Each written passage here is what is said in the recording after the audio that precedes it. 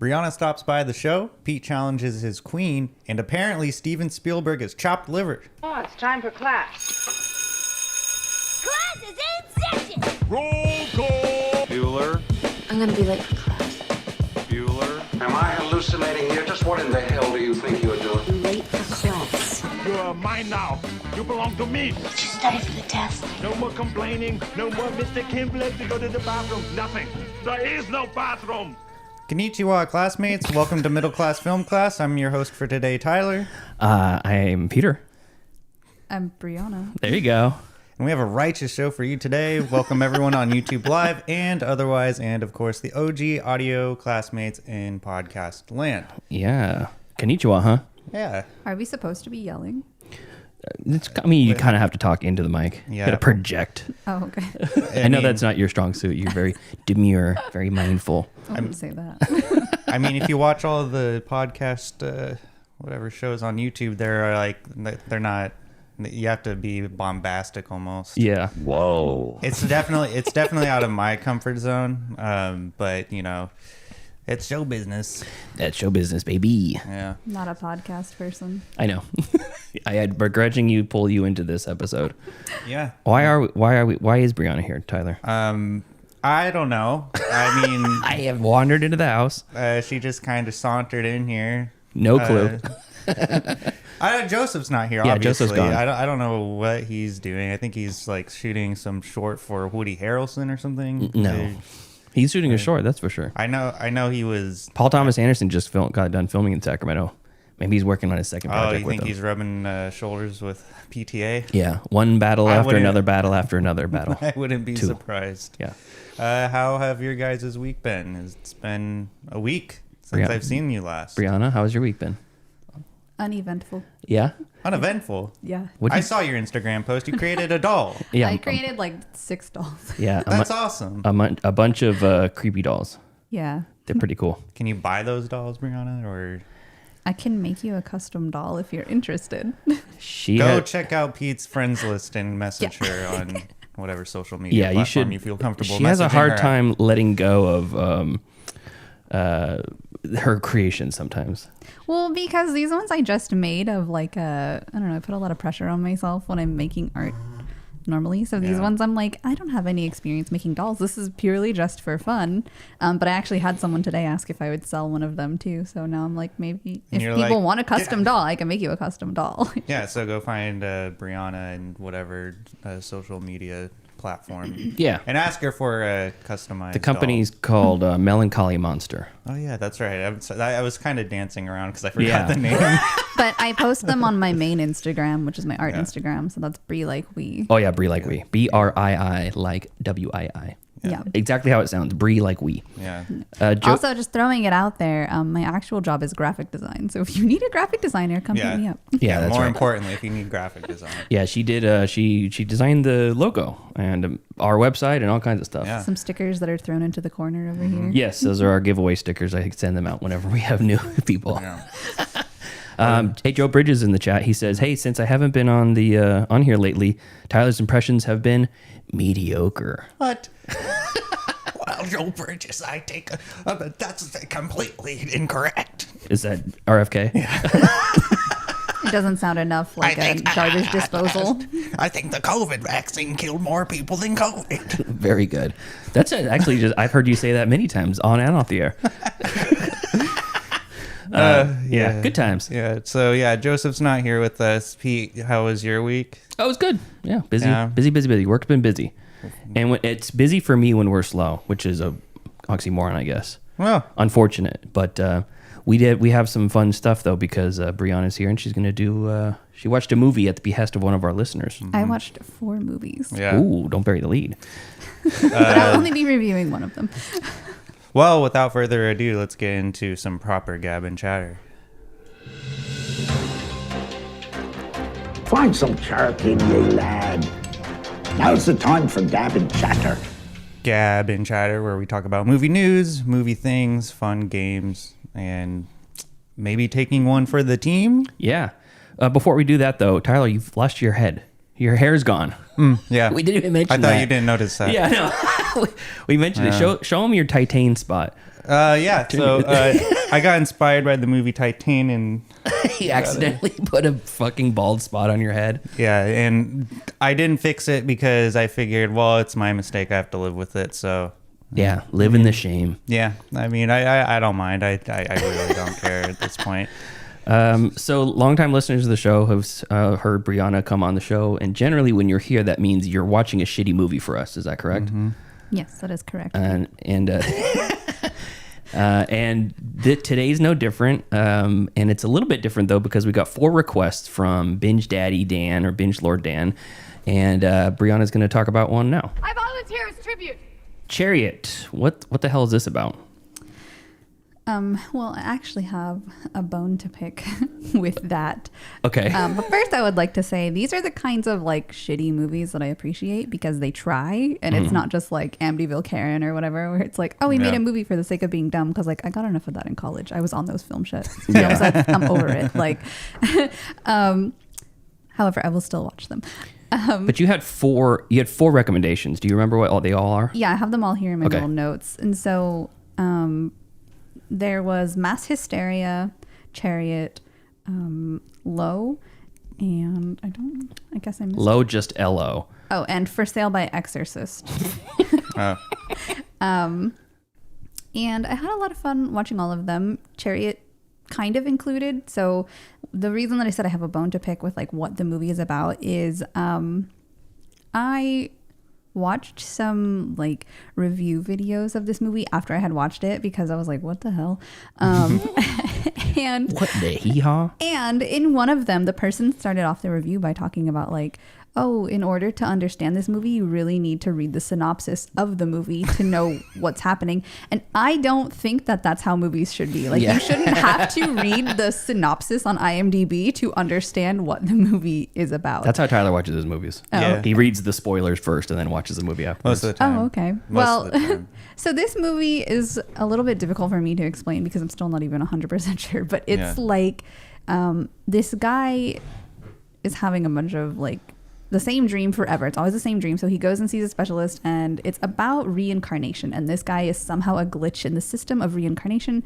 And he meets a woman that he was in love with in one of his past lives. Okay. And if you didn't read the synopsis, you wouldn't get any of that from the movie. It doesn't tell you that she's a past love. Not that I saw. Even no. even like in the finale and in reverse, you're going, oh, that's who she was. I mean, the Yeah, premise no, sounds not- awesome, but this is considered a taking one for the team. Was it? Well, yeah. So I went into it with mixed feelings because I read the synopsis and I'm like, okay, that's kind of interesting. I'm not really into like reincarnation type movies, and I also don't really care about love stories. So it was sort of like a thing where I'm like, okay, I mean, I'll give it a try.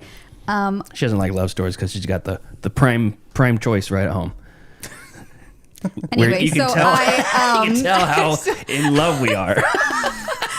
so the love of my life is a dog sitting on my lap right now. Oh yeah, hold up, Sam. Oh, yeah. No one even knows that he's here. Well, he's snoozing. Hi, Sammy. Oh, hello. Okay, sorry to derail you. Okay. Anyway, he smells like Fritos. Like Anyway, all dogs do. so I don't remember what I was talking about. You're talking You about said you don't like Chariot. love stories and you don't Yeah, like yeah. reincarnation stories.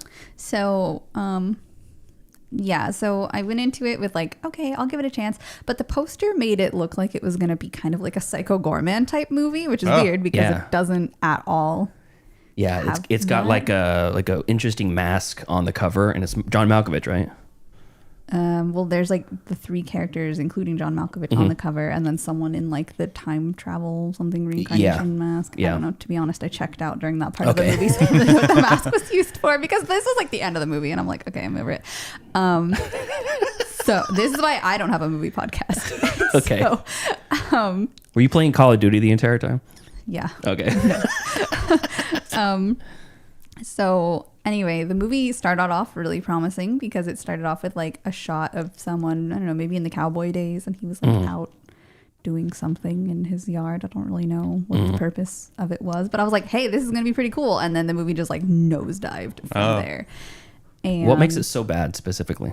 so this is definitely like a personal preference kind of thing, Okay. but I thought a lot of it was like underwhelming and confusing just for the sake of being confusing. Like they left things vague. They didn't explain what was going on, which like I get you don't have to hold people's hand during the movie, but maybe you have to hold mine because I'm a little stupid. I don't know.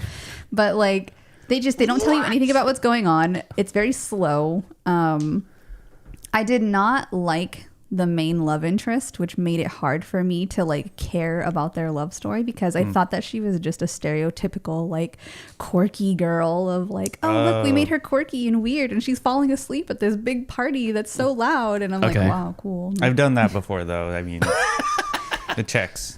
Yeah, well, Pete falls asleep at every party. That's true. I don't know. It's just power I have. I'm always tired. And I don't like. I'm looking at my notes now, and I wrote cringy in a lot of lines. So like one of my ongoing thoughts was like, this movie is really cringy. Like the dialogue was cringy, and I mean, it seems like it's got a decent cast, isn't it? Michael Angarano or Thomas Mann? It's Thomas Mann. That one guy, the bald guy, John Malkovich. That one. And then I had the cast list memorized until I got here. Yeah, Thomas Mann, Rosa Salazar, Scout Taylor Compton, and Malkovich. Yeah, so like I think I went into it with too high of expectations. Seeing the cast list, I was like, oh, that's pretty good. Vernon Davis is in this. Former San Francisco 49er cornerback. His character was really weird, and that's actually like I wrote in my notes that you had corrected the movie because he's carrying around a tortoise and is calling it a turtle, and he's like very aggressive about this tortoise. And like you had come in during this part, you were like on your lunch break or something, and the only thing you said was you're like, that's not a turtle. And I was like, okay, that's bitch. Far from the biggest problem with this movie. Okay. But like it was just, I don't know, there was a lot about it that was like really awkward, and there was a part where he like goes up to the rooftop of his apartment building and there's this woman in like a mask singing, and I don't know, it was just really like, it sounds like it's like edgy for the sake of being edgy. More of like, oh, we're so artistic and dramatic and pretentious. Like this, it was very. We watched Eyes Wide Shut. We can do it. Yeah, basically, because she was wearing like that kind of a mask too. And then I had like there was a character who has DID. Oh, fun. And what's DID? Dissociative identity disorder, split personality. Yeah. And so like when you meet her, she's this like, I don't know, also kind of quirky, normal girl. Manic pixie dream girl? No, that's the main girl. Okay. And manic drama nerd dream girl is the main one. Okay. There's a lot of manic people in this movie. Yeah, everyone in it was manic. And so then like halfway through this party, the girl who has DID switches, and her alter is like an old British guy who is like vulgar and cusses all the time. Yeah, he's like overly sexual. And I thought the accent was so bad. And it took me so out of the movie, just like trying to focus and not be like cringed out of my skin every time she would talk and be like, oh, now I want to go fuck you. And I'm like, I can't fucking take this movie seriously.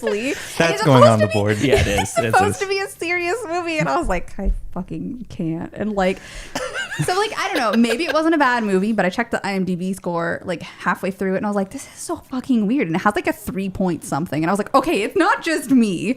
Oh, wow. It has. I don't know. It's a 3.6, and the guy that wrote and directed it, he also directed Nandor Fodor and the Talking Mongoose. I don't know what that is. Remember that's the one with Simon Pegg, who he's like a skeptic, and he goes to that British town, and everybody says there's a talking mongoose, but can never see it. Yeah. He made it immediately after immediately after Chariot. He did the mongoose movie. Well, his skills improved a lot in that movie because I don't know. I don't know. And apparently there's also conjoined twins. I don't remember that at all, but I'm reading my notes. Okay. Conjoined twins, question mark? Yeah. And so I don't know. Could you recommend this to anybody? Anybody? I mean, if you're a fan of like the actors, maybe. And it could just be me because the 3 reviewers that I watched on YouTube, I don't know if they were just trying to be nice, but like all 3 of them really liked it, and like, oh, the story's so good, and blah blah blah, and the love story, and it's all about. And I'm like, I don't get that at all, but you know, I don't know. So not bad enough to be a fun bad movie. Well, because it doesn't have anything fun about it. Like the whole thing is like a bummer. It's just like tonally, it's weird. Where I'm like, it's like a wet blanket or what? It's like a cringy blanket. Okay. It's like a blanket that every time you try to put it on, it goes YOLO, guys, and you're like, okay. So there's a lot of like. But I guess in this movie, it's not YOLO because you live multiple times. But, you know. Yeah, I don't know what the acronym for that would be. You know, you only live a bunch. Yalb. Yalub. So cringy dialogue. They're trying to use young person vernacular, and it seems cringy British accents. Is Malkovich at least saving the show at all? I'm happy you brought that up. No. But he wears this ridiculous like red wig during the entire, and it's like, I don't know who planned the hair, but as like a redhead, I was offended. I was like, okay, they could have gone with a better hairstyle for the redhead in this movie. It kind of looked like a sad clown thing. I don't know if you can find a picture of it, but it was just not. But like I don't know. Again, this could just be like, yeah, see. But like, that's rough. That's worse than I expected. Yeah. So it could just be me. Like, I'm not saying that I wouldn't recommend this to anyone, but I wouldn't recommend it to people who have the same movie tastes that I have, because it didn't land on me. And I know that it didn't land on me because I resorted to watching YouTube reviews. Yeah, that's never a good sign. And I'm not the type of person who's interested in movie reviews. I apologize. Mm-hmm. And so I was like, I went to it yesterday as like a refresher because I watched this movie like a month ago and I didn't remember any of it. And so as I was watching the refresher, it all came pouring back and I'm like, oh yeah. And like, I don't know how these reviewers are understanding the movie. So that makes me feel like maybe I'm just a dummy and I didn't get the movie. But at the same time, again, you shouldn't have to read the synopsis to understand what the movie is about. Yeah, I completely agree. And I had read the synopsis before I watched the movie, and I was like, none of the synopsis is coming across into the movie. So interesting. I don't know. Maybe it's a me thing. I don't want to like write it off and be like, it's bad. I don't know. Ratings are pretty bad, and it doesn't sound great. Well, so okay, so Chariot is in Bree's purgatory of whether or not she'd recommend it. Yeah. Yeah. Okay. Well, what's the second movie? Well, she's not going to do all four, but she will mention the other. Why did you pick that one instead of in the other three? Well, so I started with Mass Hysteria because that one was the most appealing to me. Mm-hmm. And like right off the bat, I could tell that they put effort into the movie. Mm-hmm. And then I noticed that one of the guys in the movie was in like another movie that I had really liked on Shudder. And I realized that it was made by the same guy. And I wrote it down. I'm trying to remember. Mass Hysteria? Yeah. Okay, I didn't write the movie down in here. Oh yeah, Mean Spirited. So the same people who did this movie did Mean Spirited, and I liked these movies because like they're small budget, but they also feel like a group of friends who knows what they're doing when they're making movies. Like they have a vision for the movie and they stick to it. They don't like veer off course and like start making poop jokes and things halfway through. But I liked this one. It was very like fun, and I like those types of movies. I typically search for them on Shudder of like, oh, we want a good background movie, and then I get sucked into them where it's kind of just like comedy horror, but it has like a good point. And so this one was kind of fun. It's about like a girl who she's in a group of people like putting on fake Salem witch trial plays during Halloween in Salem, Massachusetts. And then something starts happening to the people who go to the shows and they start dying. So it becomes a real life witch hunt for this girl. Oh. And so it's like really interesting of like her and friends trying to get away. And yeah, so I would recommend that one. I thought that one was pretty fun. And then recommend on this. I know. Binge Lord Dan, your stock is rising. Yeah. Well, I told Binge Lord Dan that I had a bone to pick with them last time, and then they delivered this time. So they gave me some good movies to review. And Low. Good. Yeah. Well, actually, the next one that I watched was For Sale by Exorcist. Oh, yeah. And I thought that one was like cute and ridiculous. And it had about that? Yes. It had like a good charm to it because it was like kind of corny and lame, but also like they put a lot of heart into it. And I thought the concept was funny. It took a long time to get to the point of like, oh, she's trying to buy a house and it's haunted. And I don't know if it ever really got there. And I don't know if I would recommend this one, but if you're into like low budget small horror comedies. I'd say give it a shot because it was like cute. It had heart. They did their best. It was cute. It is definitely a mid movie. I remember when you were watching this because we came down from doing the show one day, and me and Joseph were captivated by the intro. It was like it looked awesome. We were like, this movie actually looks good. And then once it actually got to the movie, we were like, oh. Yeah. So they hired a graphic designer, which is my number one gripe about shitty movies. Is like just give a graphic designer the intro. Okay, don't just at least like a decent title sequence. Yeah, and I liked that they did that. So then I actually watched Low yesterday, which I was avoiding Low the most out of all of these because watching the trailer, it very much felt like a fever dream. It reminded me of Monkey Bone. I do not like those types of movies because they make me feel like I have a fever, and I don't like that. So I'm like, I don't know if I like really want to watch this one. So I watched it. And it definitely was like a little bit of like a fever dream, but it kind of had a reason for that. But it felt very much like a stage play. Like I wrote in my notes, like this would be a great stage play. It looks like a stage. I've seen this one years ago. This was, I think I got recommended to it on the Film Vault. Yeah. And so I had some issues with this movie just in terms of like, again, they make the main girl like quirky and like I don't like that trope. She was hot, dude. When it's so over the top, like he meets her because he sits down in a restaurant to eat and she just comes up and she's like, oh, that looks good, and like starts eating this guy's food that she doesn't know. Hey, and of course in the movie he's like, yeah, they call that a Tyler. Stop fucking putting voices over me. Nope, can't do it. Like I'm trying to give my opinion here. And so I don't know, it was just like, of course he like falls in love with her because he's like, oh, she's a real woman, she's eating my salad and blah blah blah. Is that a euphemism? No. Okay. And it was just a random encounter. Like they hadn't known it. She just came up to a stranger's like table. she just met him and was like, oh, that looks great, and like started eating his food. And then like at the end of their conversation, she just like starts sobbing at the table. And of course he's like, oh, I love this woman. And it's like, can I not? Like, I can fix her. Yeah. I don't like that trope of like broken, quirky woman. And then the guy's like, oh, I'm going to take care of you. And it's like, get help. Like red flags all around. She should not be with anybody. But towards she does not deserve love. She should die alone. No, not that. Like if you're so emotionally unstable that you're eating someone's food, like a stranger's food off their plate at the restaurant, and then sobbing while talking to them, like you need help. Maybe and you are just not poor. I mean, I hate to say this, but I think I'd probably fall in love with a person like that too. Like if I'd be like, what a woman. Like if someone just started, if some woman started eating off my plate, I'd just be like.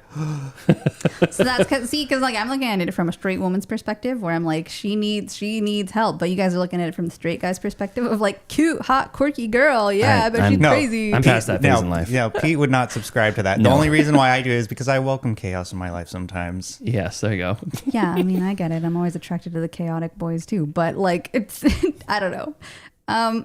Anyway, so towards the end of it turned on me where I was like, okay, I'm kind of enjoying this movie, definitely more than I thought I would, because like my expectations were like on the ground. And so it was better than what I thought. And then I did like the way that the story ended. So it ended up growing on me, and I would recommend that one if you're into like weird kind of like all in one room shot type movies. It's like limited storytelling.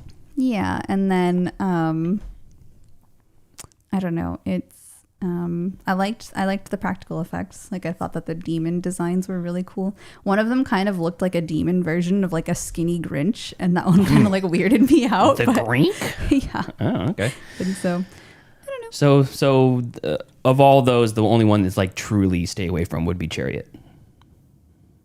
Or are they all pretty bad? I don't know, to be honest, I wouldn't even say stay away from Chariot. Just go into it with like low expectations and then read the synopsis before you watch it. Very good. Dan, not too bad. Not like Amityville Karen.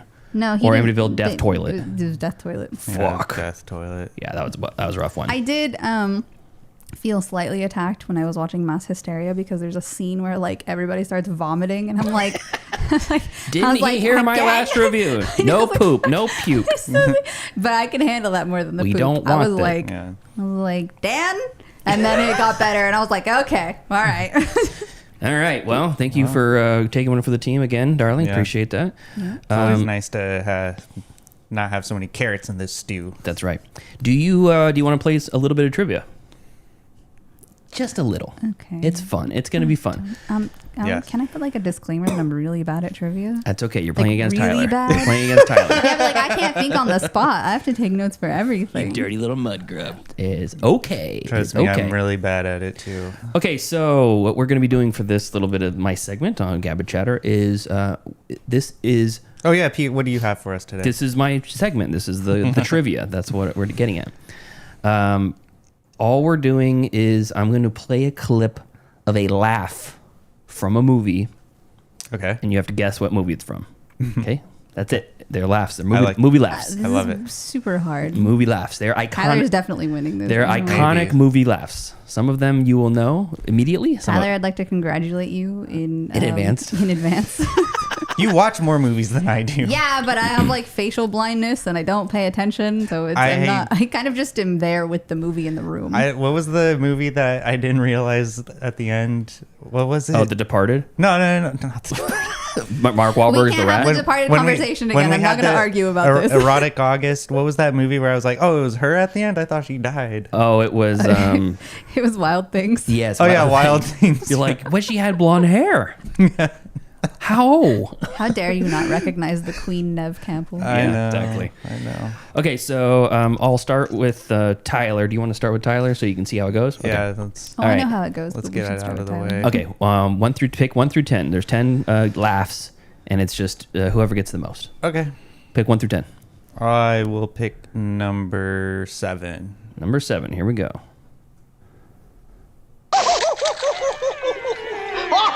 It would have worked if it weren't for this infernal beard. Any idea? Is it a dwarf from the animated Hobbit movie? Oh, I'm sorry. It is not. Hold on. Where's my wrong answer here? Yeah, right. I'm sorry. That is not the correct answer. What is it? This is Sword in the Stone. It's Joe Bridges got it. Archimedes, the owl. I was going to say, it sounds like some cartoon, probably Sword of the Stone. Yeah, that's right. Very good. Very see, good. There we go. So we're already setting the tone of how this is going to go. Correct. Who got it right in the chat? Joe Bridges. You're winning so far. Yeah. Okay, great. Next one, Brianna. Pick a number 1 through 10. No 7. 3. Number 3. Okay, let me get the 7 out of here so we can't pick that again. Number 3.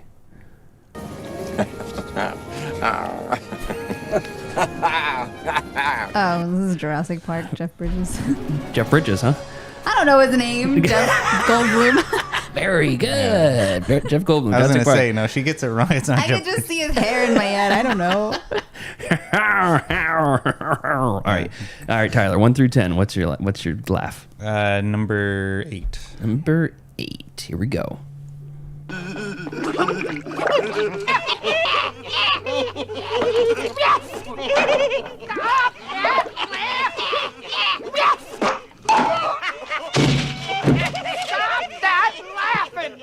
Any idea? Before I answer, are these like going from one being the easiest Nope. to... They're just random. Jesus Christ, of Number course. 8. Don't look at the screen. I'm not. Okay. Feel free to guess in the chat. Joe Bridges, continue if you're... there's only a couple people in the chat, but if you want to guess, go ahead. I'm making it so Tyler can't see. I mean, is it the Muppets? Oh, I'm sorry. Okay. Incorrect. Do you have a guess? No. No. Joe Bridges says Gremlins. Also incorrect. That is Who Framed Roger Rabbit. Those are the weasels. God damn it. Oh, I would have never got that. It's when they're in Valentine's apartment and Roger's hiding in the sink. Good. I've only seen that movie once. Really? Wow, it's so good. All the way through once. All right, darling. What's your next choice? 1 through 10. And what's already been taken? 3, 7, and what? 8. 1. Number 1. Here we go. Fight Club. There we go. Very good. Very good. Fight Club. Don't even have to waver on that. All Well, right. I've seen that movie like 9,000 times. So. Do you know what scene that is, Tyler? That was... Hello.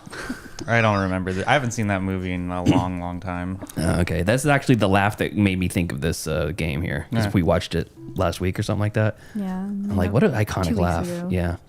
All right, Tyler, you're next up. All right, let's go with number 5. Number 5. Here we go.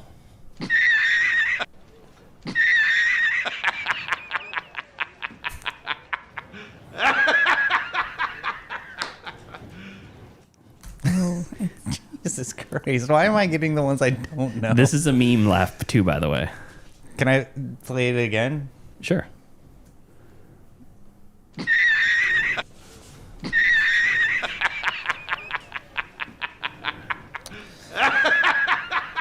Gosh, I don't even have a guess.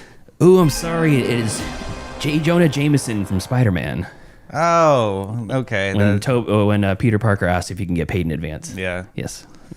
Okay, darling, what do you have left? You got 2, 4, 6, 9, 10. 9. Number 9. Here we go.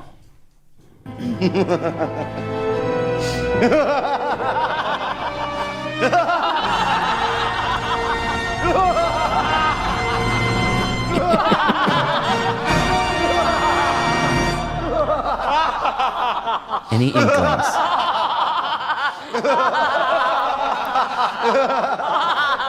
It's a long one.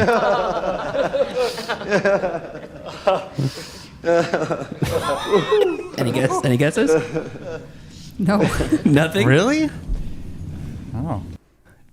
Tyler, do you know what it is? Yeah, it's Dr. Evil and Co. and Austin Powers. That's correct. Very good. I've only seen the movie once. Yeah, we were just talking about that. Joe Bridges says 101 Dalmatians. Yeah, I could see that being like the mob of baddies or whatever. I kind of thought it was like one of the 90s Batmans just because of the music. Yeah. Okay, Tyler, that was number 9. Tyler, you have 2, 4, 6, and 10 left. Let's go with 2. Number 2, here we go.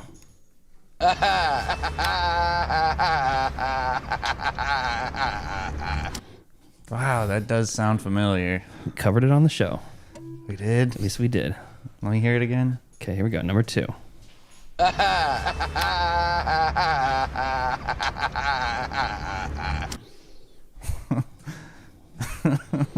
World famous actor. That narrows it down. Yes, world famous. Not a small character, main character.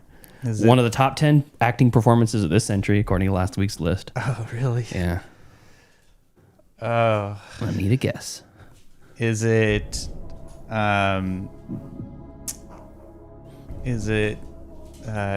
Philip Seymour Hoffman in The Master? Oh, I'm sorry. That is incorrect. This is Denzel in Training Day. When he makes him smoke the crystal meth. Or the PCP, angel dust, yeah. Okay, darling. Number 4, number 6, or number 10 left. Only 3 left. Which one has Joker on it? Joker? When he's sitting on the bus. That's a good one, yeah. Don't have that one. Darn, I don't want to play anymore. Okay. Number 4. Number 4, here we go.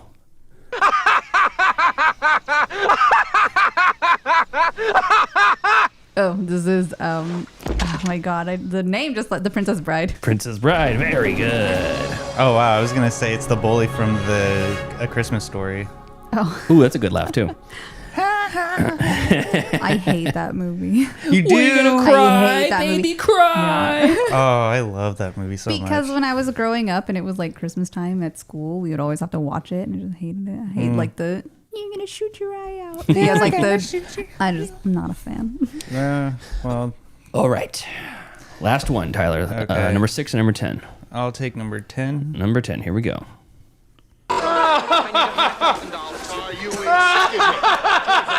Excuse me. Dad, are you gonna let me Window seats. I know what you did. You're a damn terrorist. All right, just get the hell out of here. Huh? I got a goddamn campaign. Any guesses? Is it? Okay, then I quit as your son. I don't know. Anything? Brianna, any guess? It's definitely someone going crazy. This is this is Robert De Niro in Cape Fear. Oh, I wouldn't have gotten In the movie theater, smoking the cigar, laughing. Yeah, I wouldn't have gotten that. Okay, very good. Last one, number 6.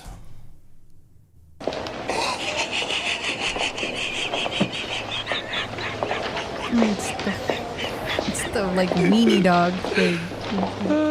Wait. That's probably the toughest one out of all of them. Okay. I'll play it one more time, maybe for our listeners, because I don't think either one of you are going to get it.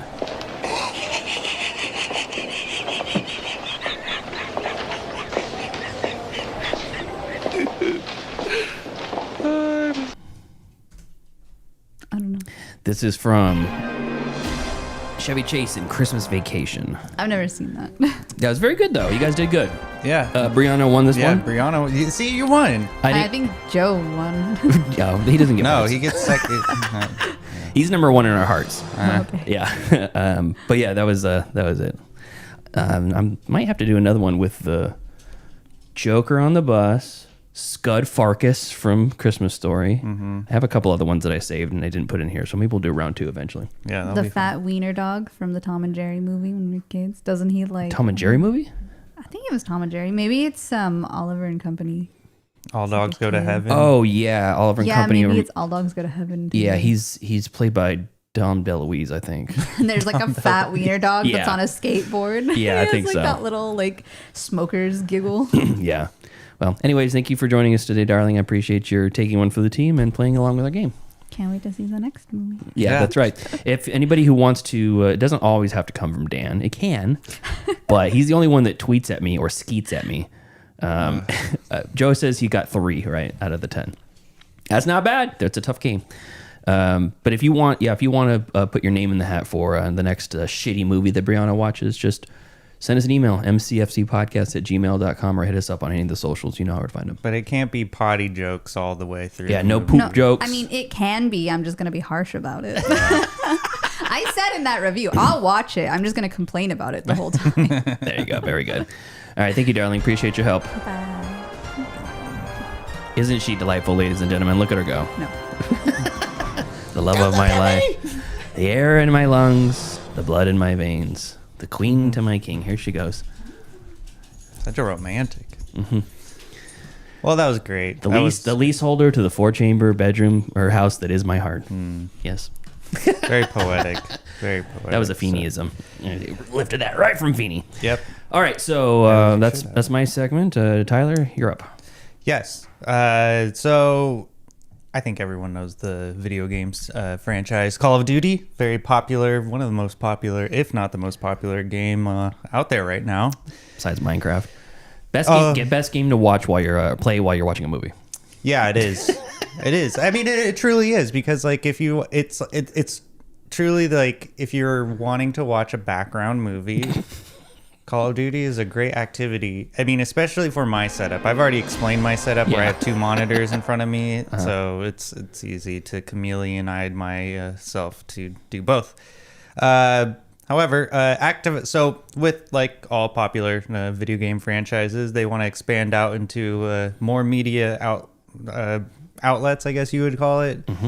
We got the Halo series, Fallout series, Assassin's Creed movie, which Joseph did not like. Mm-hmm. What else? Super Mario Brothers movies, both Street Fighter, Mortal 90s. Kombat. Yeah, just all of them.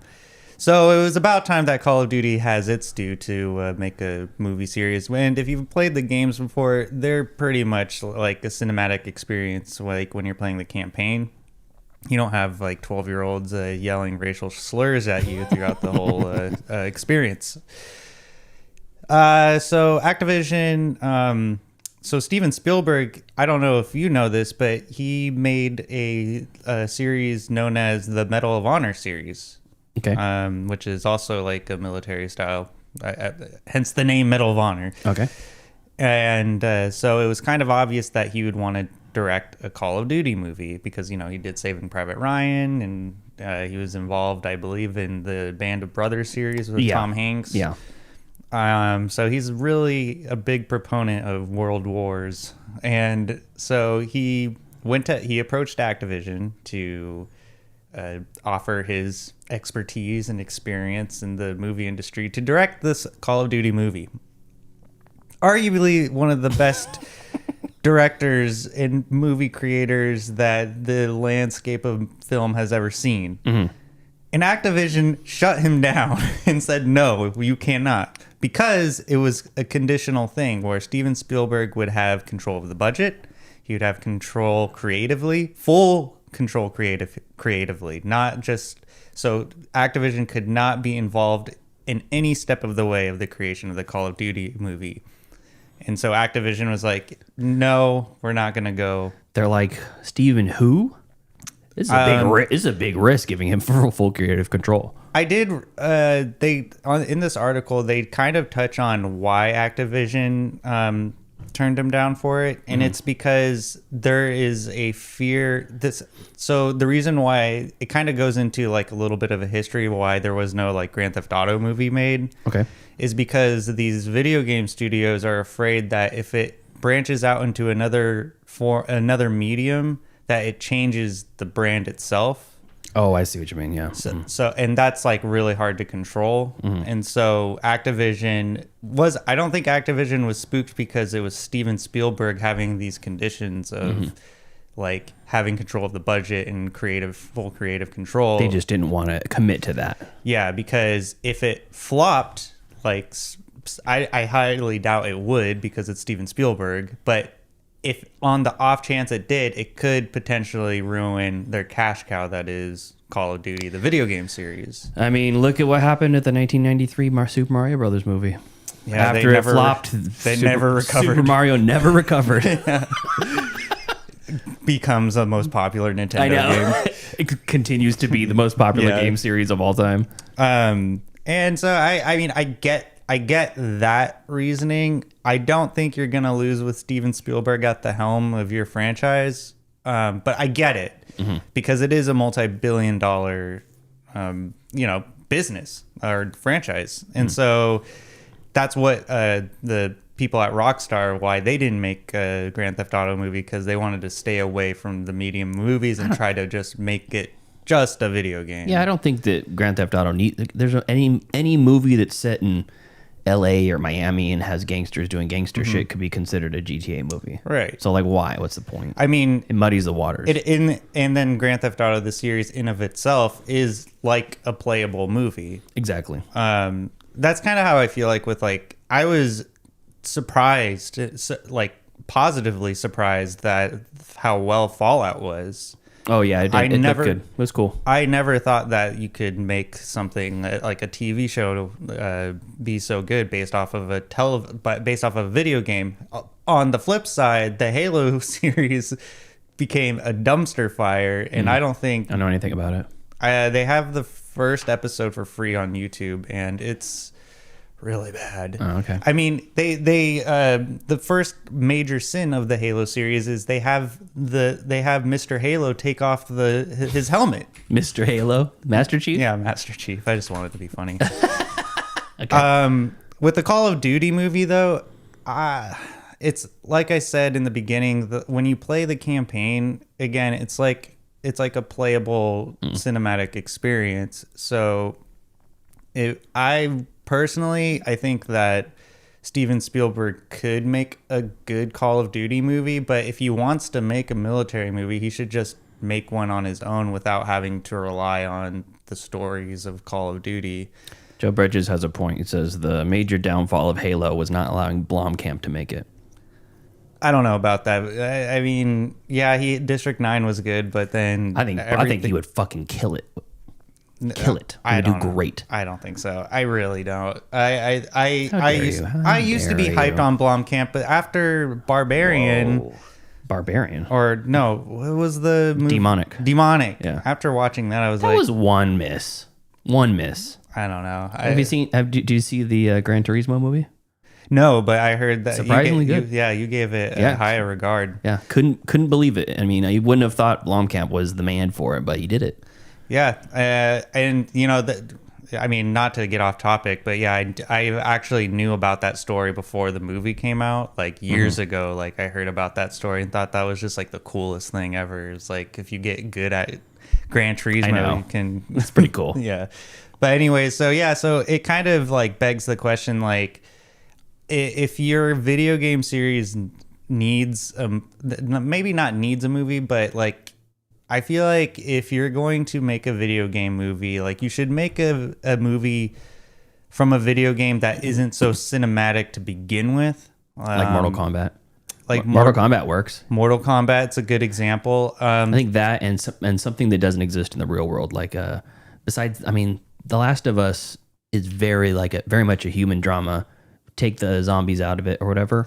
Yeah. It still was a pretty good. This first season was pretty fucking great. Yeah, I mean, it's contextual. It's like, you know, like with example for The Last of Us, like, yeah, it's a cinematic experience playing it, but the story that was created definitely can translate and be tweaked to be in a different medium. Well, it exposes more people to that great story because there's so many people that just will never play a video game of length like that or any games at all, you know? Yeah, I mean, I have a hard time playing video games like that, so like it's a very fine line of like what should be made into a different medium of media, or should it just stay as a video game and just improve? Yeah, okay.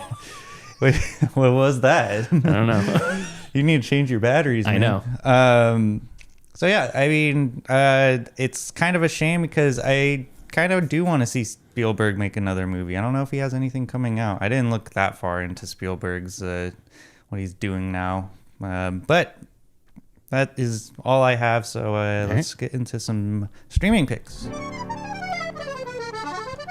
Movies. Wanna watch a movie? Yes, I do. Disney Plus. Oh, HBO Max. If I don't get the pick, show's over. I have grown accustomed to Hulu Plus. Amazon Prime. I like Netflix. You found the pick.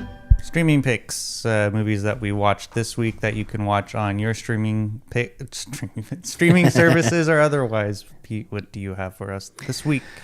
Okay, first before I get into that, Angry Otter says Tron was the first video game movie. That's yeah, it was. Yeah, because I always forget about Tron. It came out in '85. Oh, that's crazy.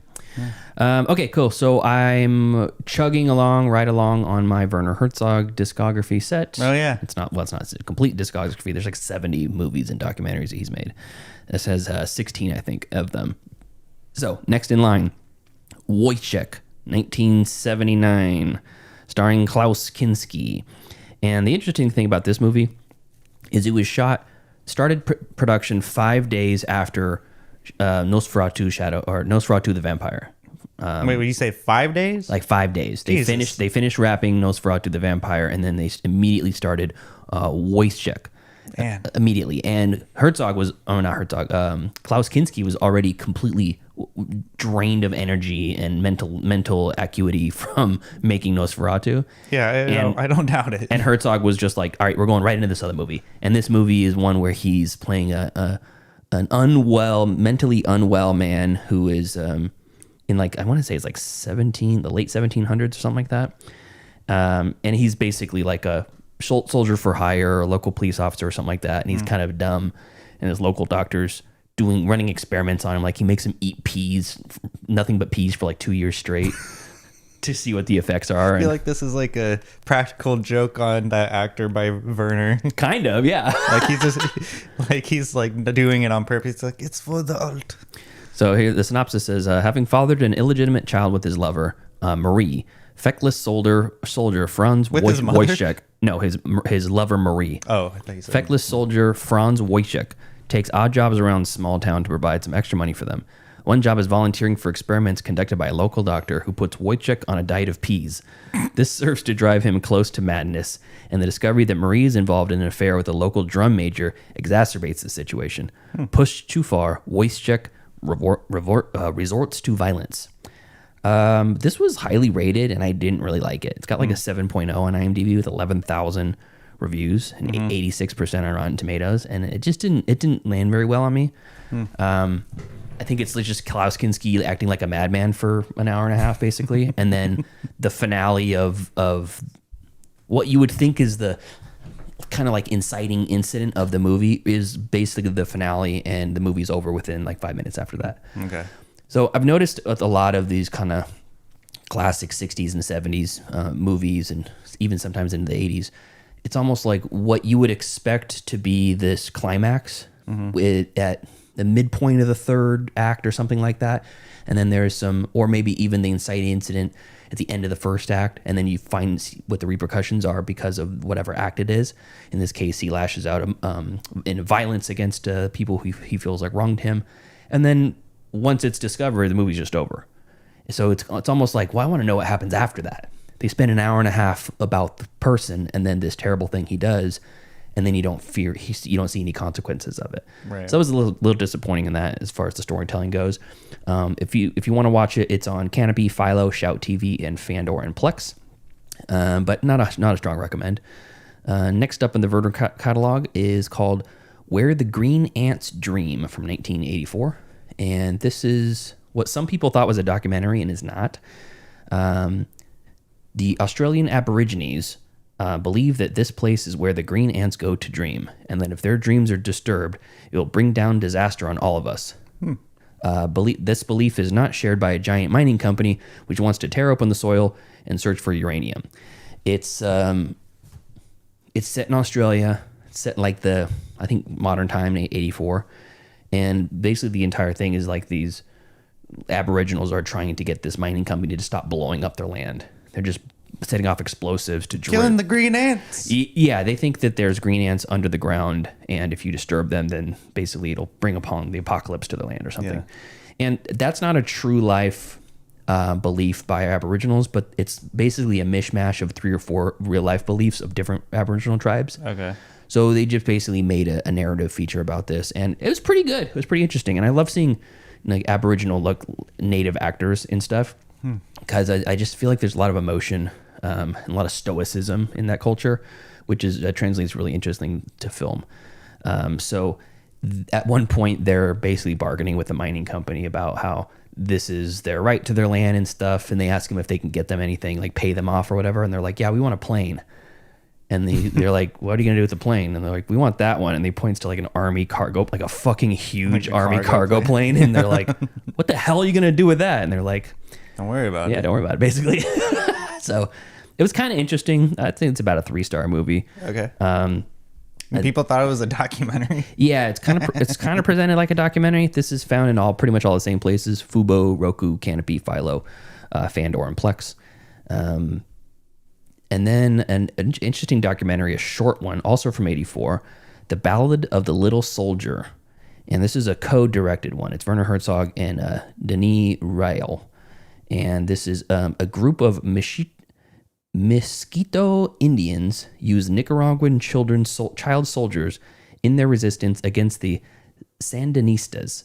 So this is set in Nicaragua, political unrest. Tribes are killing tribes. And this is a documentary, and they have very, very, very good access to these people whose entire families have been slaughtered. And they are recanting why they're fighting it back against these Sandistas. And they're basically saying all our children were children, and our young men were lured into this church. They cut their hands off of our children. They tied our young sons and daughters to posts, beheaded them, lit the church on fire, and burned them alive inside. And only 2 escaped, and that's how they know what happened. And they're interviewing the people that escaped, and they're showing their scars and missing pieces of their limbs as they were like half butchered, but they escaped. Okay. It's fucking intense. That's just showing the why behind it. But they have full unfiltered access to these child soldiers as they're being trained for war against these people. And when you first think child soldier, you think, okay, so these are the bad guys. They have child soldiers. Well, these children have had their parents slaughtered, their siblings slaughtered. They have literally nothing left in life. And these people are saying, they're like, we want to go kill these people. I want to devote my life to killing the people that killed my family. And they're giving them housing, they're teaching them education, they're giving them actual training and skills, and forming in like a well-regulated militia, as they say, where the Sandistas also have child soldiers. Regulated. Yeah, exactly. But the Sandistas also have child soldiers, but they just throw them in. They give them no training. They're just like, here, go out there and be our human shields. So it's almost like they're defending their land, even though they're 13, 14 and under, sometimes as long as like 8 or 9 years old, holding these guns. And when you watch them, you're like, okay, they actually know. It seems like they know what they're doing. Yeah. Which is terrifying. Crazy and terrifying, yeah. But it's this interesting cycle where they're like, we're protecting our homeland and we're protecting what little community that we do have, even though we're not related to them anymore. But they're still child soldiers. So it's pretty fascinating. That's called The Ballad of the Little Soldier. One of the better documentaries I've seen from that set, streaming on Canopy, Shout, Fandor, and Plex. But the best so far, which I've been waiting to watch the entire time of this set, is called Fitzcarraldo. Fitzcarraldo. You ever heard of it? No. Really? I have not. You ever heard of the story about the doomed production of Fitzcarraldo, where it's the documentary about the making of the movie is called The Burden of Dreams? And he sounds familiar, but go on. The story is that this Peruvian Irish immigrant comes to the Amazon rainforest, and he gets this like steamboat or whatever. Yes, I've heard about this. And he wants to build an opera in the middle of the jungle. Yeah. And to get there, he has to pull the steamboat over a mountain. Yeah. And instead of using miniatures and stuff, they just did it. Yeah.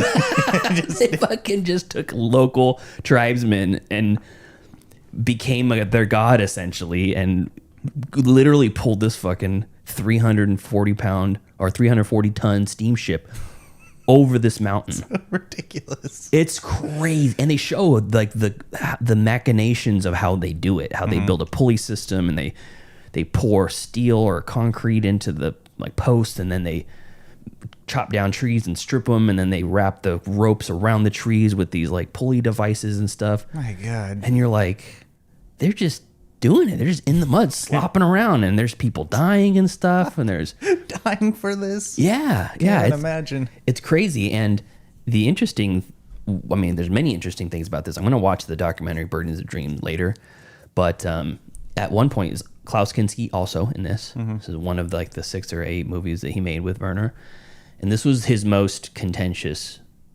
set, where he basically had a machete to Werner's throat, threatening to kill him, and was like literally about to like murder people on set. And the local chief of one of the local tribes that they were using approached Werner and asked him if he wanted him to murder Klaus Kinski for him. He's like, we'll just kill him for you if you want, and we'll just bury him out here.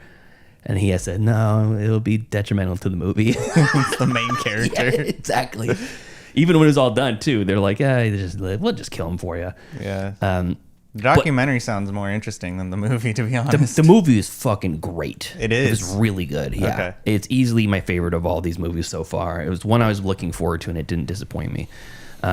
So the other kind of interesting thing is it's all based off a true story. Oh. Somebody actually did it. But the difference is, instead of a 300-ton ferry, it was a 30-ton ferry. It's 10 times smaller. And instead of just dragging it over the hill, they disassembled it and then brought it over there and then rebuilt it on the other side. Yeah, that seems like the smarter thing That's to do. much smarter to do. Yeah. Very, very crazy. Joe Bridges says, I love the insanity of Fitzcarraldo. Yep. And Angry Otter says, Fitzcarraldo sounds like something the teenage alien would say from Explorers. Yeah, it's a bastardization of Fitzgerald, because the locals couldn't say Fitzgerald. That's the guy's last name. Oh, I see. Fitzcarraldo. Fitzcarraldo. So that's actually streaming on Amazon Prime. Oh, really? Yeah. Nice. Fubo, Roku, Canopy, Philo, Fright Night, Fandor, Plex, Fossum, all these places. Very accessible. Yeah, for the longest time, you couldn't get a good copy of it. So I watched like a shitty ripped version like 10 years ago, and it was terrible, and it was not good. And so I only watched like 5 minutes of it and turned it off. Finally got a good copy through this Blu-ray set, and it's great. Awesome. So good. Yeah, I can't wait to watch the behind the scenes or the documentary or whatever. I'm just very, very briefly going to mention this. It was recommended to me this morning. I just watched it this morning by my Aunt Linda. The movie's called The Smallest Show on Earth. And the reason I'm bringing it up specifically, because it's a short movie. It's like 70 minutes, 1957. Mm-hmm. It's a British movie about a man and his wife that they come into some inheritance from his great uncle that he doesn't know about, and they're like, oh, maybe he's a millionaire, and they take train out to this like British countryside town they've never heard of before, and they find out he has a cinema. And he wills them a cinema. Nice. Yeah. And they get there and they think it's this big, nice one, and it's a shithole. It's like rat infested, the screen's torn, the staff of 3 that works there are like these there's still people working there. Old people who are like loyal to the old owner, and they're trying to bring it back to life and stuff. And it's actually pretty funny. It's built, the cinema is built directly next to an elevated train platform. So every time the train goes by, the whole theater shakes. That's cool. And it's basically like created the the first 4DX screen experience because they would play movies with trains on them when the trains go by and stuff. So it was pretty good. It was called The Smallest Show on Earth, and the reason I thought it was interesting and why I watched it so quickly is the first time I've went on Just Watch, typed in the name of a movie, and it popped up on Momitu. So I watched it on Momitu. Yeah, that's right. Yes. So that was fun. I watched it on my little Roku stick, free Momitu, and The Smallest Show on Earth. It changed titles at some point too. So if you're looking for it elsewhere, it might be called. Let's see, where is it? It might be called Big Time Operators. Either The Smallest Show on Earth or Big Time Operators from 1957. That was pretty fun. Okay. 2 newer release movies, which I thought were really fun and really good. Number 1 is The Bad Guys Number 2. Did you watch the first one? I don't even know about this series whatsoever. Really? Yeah. Oh, okay. So the first one I loved a lot. It was like... Oh, is it that the animal animated feature? Yeah, there's 5 evil animals, and they're all thieves. But they're not evil, they're just thieves. I do recall like watching the trailers and thinking that it could be good. It's almost like Rango in a way, but... Kind of. Maybe not. That's just the vibe I got when I watched the trailer for the first one. So here's the cast. Sam Rockwell is the wolf. Mark Maron is the snake. Aquafina is the tarantula. Craig Robinson is the shark. Anthony Ramos is the piranha. And then there's also Zazie Beetz, Danielle Brooks, Natasha Lyonne, Maria Bakalova, Alex Bornstein. What's the guy's name? Colin Jost is in this. Who is the guy? He's the guy with the big fro from the IT crowd. I can't remember his name. Richard Iode or something like that? I don't know. Oh, there it is. Yeah. Richard Iode. I don't know. Anyways, great voice cast, and the second one was better than the first one, and I really liked the first one. So you'd have to pay to rent this one, or I think it still might be in theaters. If you got kids, this would be a great theater experience for them. Very, very fun, very clever animation. It's super high energy, and there's a really wonderful attention to detail in the art design. Like at one point, this crappy car they're driving falls apart, and when the fenders and the hood and the bumper all fall off, the front structure of the car looks like the real front structure of a car. Like it's the actual fender. It has like the front, like the upper rail assembly and the radiator support and stuff are there. That's and cool. I'm like, that's such a weird thing to like actually focus on, like actually get right. And then when there's a couple scenes where the leader of the gang, Wolf, played by Sam Rockwell, is driving this fast like muscle car away from the cops, and he double clutches like they do in Fast and Furious, and you could see his feet kind of turn sideways to hit both pedals, and you're like, wow, and it was only just a split second you see it, but you noticed it, or your brain did. Yeah. And then there's another sequence where they're clinging to the outside of a rocket ship that's shooting off into orbit, and they're trying to get inside before it gets to space, and there's little chunks of ice forming as they're going through the stratosphere, and the bits of ice are like pinging off of their face, and then eventually you have to dodge the bigger chunks of ice as it gets colder. I'm like, what a great attention to detail. So very, very, very good, very, very funny. I laughed continually, and the one thing I'll say about it is that it has a very predictable plot that you don't have to have seen the trailer or anything, because I didn't see the trailer at all, to basically know exactly how the movie's going to go. So other than that, very, very strong recommend. I love that a lot. That's Bad Guys 2, streaming on VOD. It's like $20 or still in theaters. And then lastly, I watched The Phoenician Scheme, Wes Anderson's newest movie. Oh, with Benicio del Toro. That is Benicio del Toro. This is streaming on Peacock, so you can watch it for free if you have Peacock. There's also Peacock with ads, and there's Peacock free version. So yeah, Benicio's in it. Mia Thrapleton, never recognized her before, but she's like the next main character. She plays his daughter. Michael Cera, Riz Ahmed, Tom Hanks, Bryan Cranston. Let's see here: Benedict Cumberbatch, Jeffrey Wright, Scarlett Johansson, Rupert Friend, Hope Davis, Bill Murray, Willem Dafoe, Alex Jennings, Charlotte Gainsborough, and F. Murray Abrams. Just a great cast. Missing some of the standard Wes Anderson players, I think, but Jason Schwartzman. I'm okay with that. Totally fine. And the people who you've seen too many times, like Bill Murray and stuff, he's a very small part. Oh, that's good. Yeah, very small part. But this whole thing is that Benicio del Toro plays like a billionaire, millionaire, whatever, and people are always trying to kill him, and his plane's crashed multiple times, so he's kind of used to it by now because people are always trying to sabotage his plane. And he's got like 7 or 8 sons and 1 daughter, and he reconnects with the daughter, who's a nun, and basically says, I want to become part of your life again. Very Royal Tenenbaums, very Life Aquatic with Steve Zissou.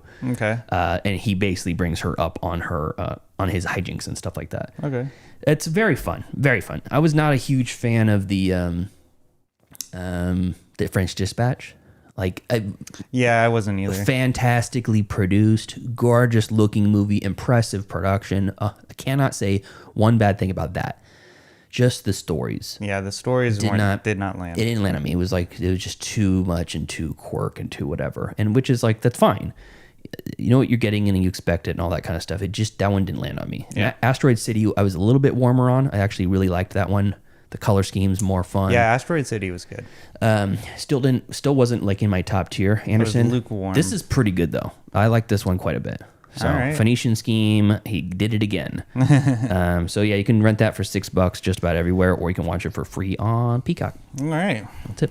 Cool. So I watched one movie this week. I was just exhausted this whole week. I don't know why. But I plan on watching that. What was it called? Well, you look.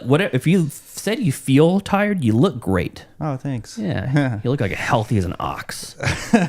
Virile, shooting high caliber ammo out of that thing. Yeah, there's tadpoles under a microscope there.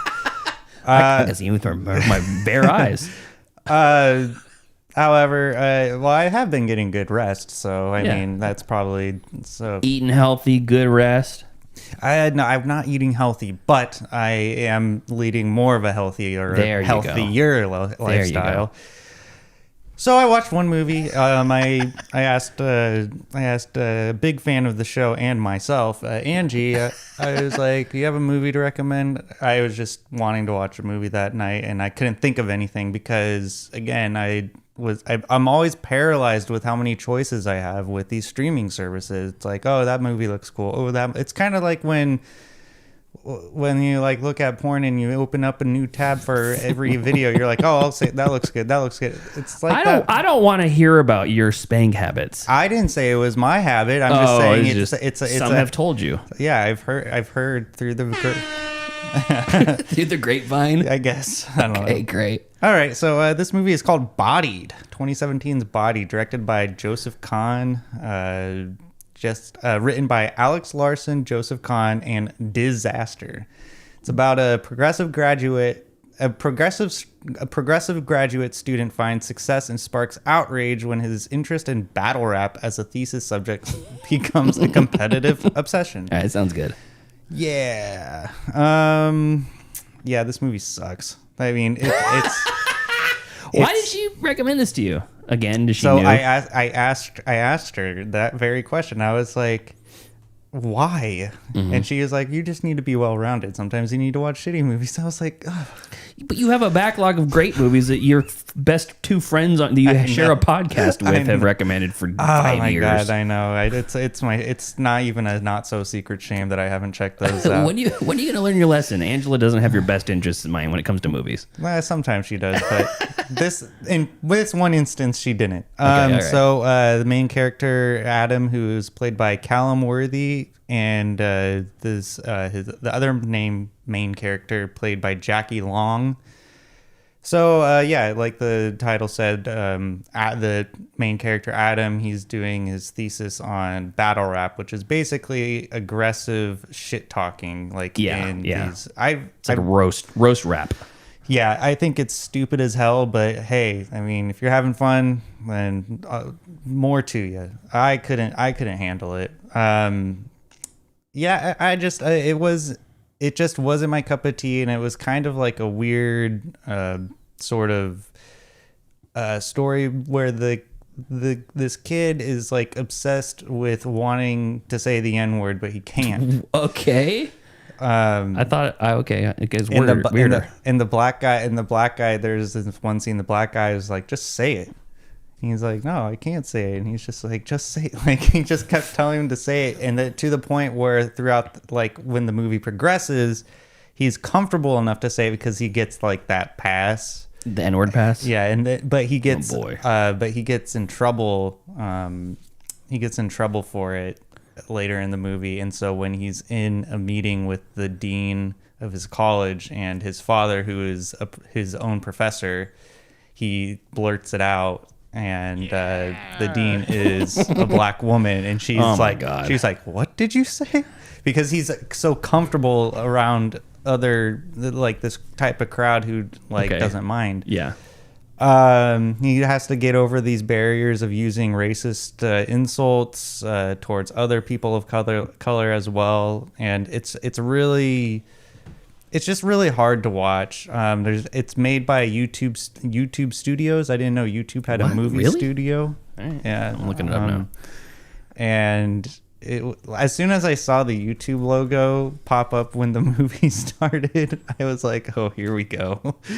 I already kind of knew I was gonna get myself into a doozy of a movie. Streaming on Amazon, Roku, Canopy, YouTube TV, Fandor, Plex, and Fuse. Yeah, Fuse. Yeah. Yeah, I watched it on Amazon Prime. So I mean, if you're into battle rap, then I guess I could see this movie being kind of an okay movie, but I'm really not into that. Well, Simon Rex is in it, which is funny because he does battle rap in Scary Movie 4. Or it's 3, I don't remember. Whichever one he plays Eminem. Oh, yeah. Basically, the Eminem placeholder. Yeah. So, I mean, I thought it was just... As a fan of someone who says the N-word, though, did you enjoy it? I do not like saying that, but... no, I mean, I cringed and I laughed, but I would never watch this movie again. There you go. And then, so that's Bodied. Check it out or not. I really don't care. But on a good note, the season finale of Dexter Resurrection came out yesterday on the 5th of September, and it was a good cap to an overall great first season of this other spinoff of Dexter. And if you're a fan of like good cinematography, like it has really great shots of New York in it because all of it was filmed in New York. I'm really curious to know what the budget was for Dexter Resurrection because it is not cheap to film in New York.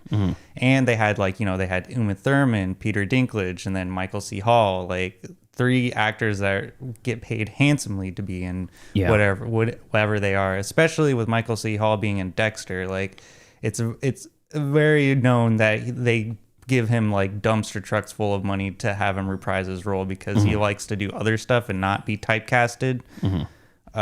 So if you have Showtime, definitely check that show out. I think even if you're not a Dexter fan, and even if you don't know anything about Dexter, I think there's enough there to where you could watch this show and still enjoy it. It stands on its own, is what I'm saying. All right. So definitely check that out on Showtime. And I believe one of our friends has a YouTube channel that reviews Dexter content. That's right. Jack Fitz. Yeah, go watch Let's Crash This Parade, all one word, on YouTube. And then watch our videos twice because we're trying to get more followers than him. That's right. He's almost at 5,000 now. God damn. He's pulling away. Yeah. Well, it's all this Dexter talk. Yeah. So I'm trying to get into that market. There you go. But anyways, that's all I've got. So I think that's all we have. I got nothing else. Show. Cool. Well, thank you to our cool ass yard duties over on Patreon. That's Javier, Heather, Michael, and Chris. And if you want to support us on the Patreon, you can do so at patreon.com/middleclassfilmclass, or just watch us on YouTube and recommend the show to a friend. Somebody that likes movies, somebody that likes long form conversations, podcasts, likes to laugh at idiots. Yeah. Whatever. That's its own way of supporting the show without having to spend a dime. Yeah. So until next time. Thank you for joining us today as we gab and chatter. We play some movie trivia about the iconic movie laughs. Yes. We have Brianna join us while she takes one for the team. And join us next week or later on in the week, as we review DEATHGASM, our first movie for B horror or B movie September. B movie September. Follow us on Facebook, facebook.com/MCFC podcast. And send us an email, mcfcpodcast@gmail.com. And follow us on Instagram at Middle Class Film Class and on TikTok at Middle Class Film Class. That's right. We'll see you guys next time. See ya.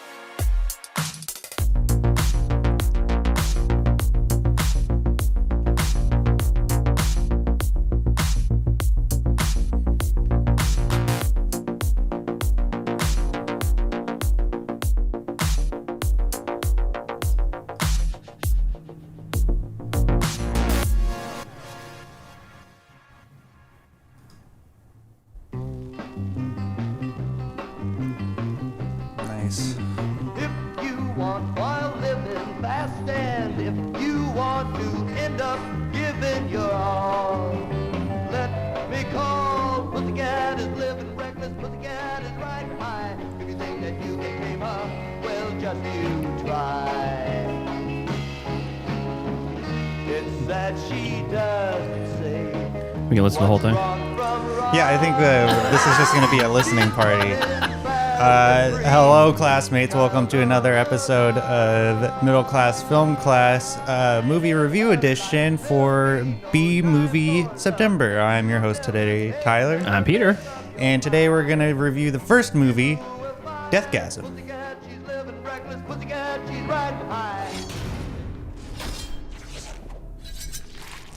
You know that evil heavy metal that your parents hate you listening to? You know those lyrics about hell, demons, and doom? What if I told you it's all real? I know. I was there.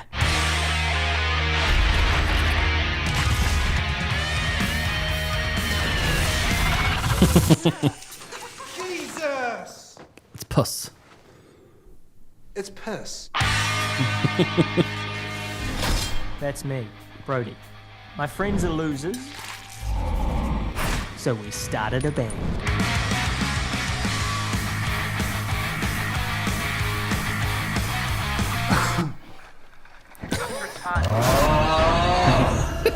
Check it out.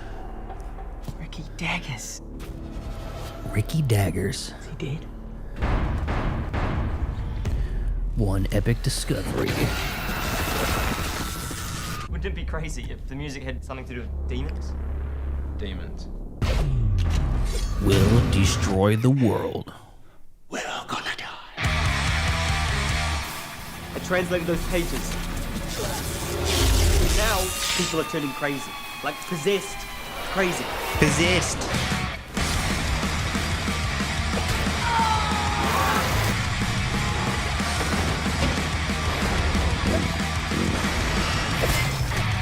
What's up? That was pretty cool, as is, I mean, the accent.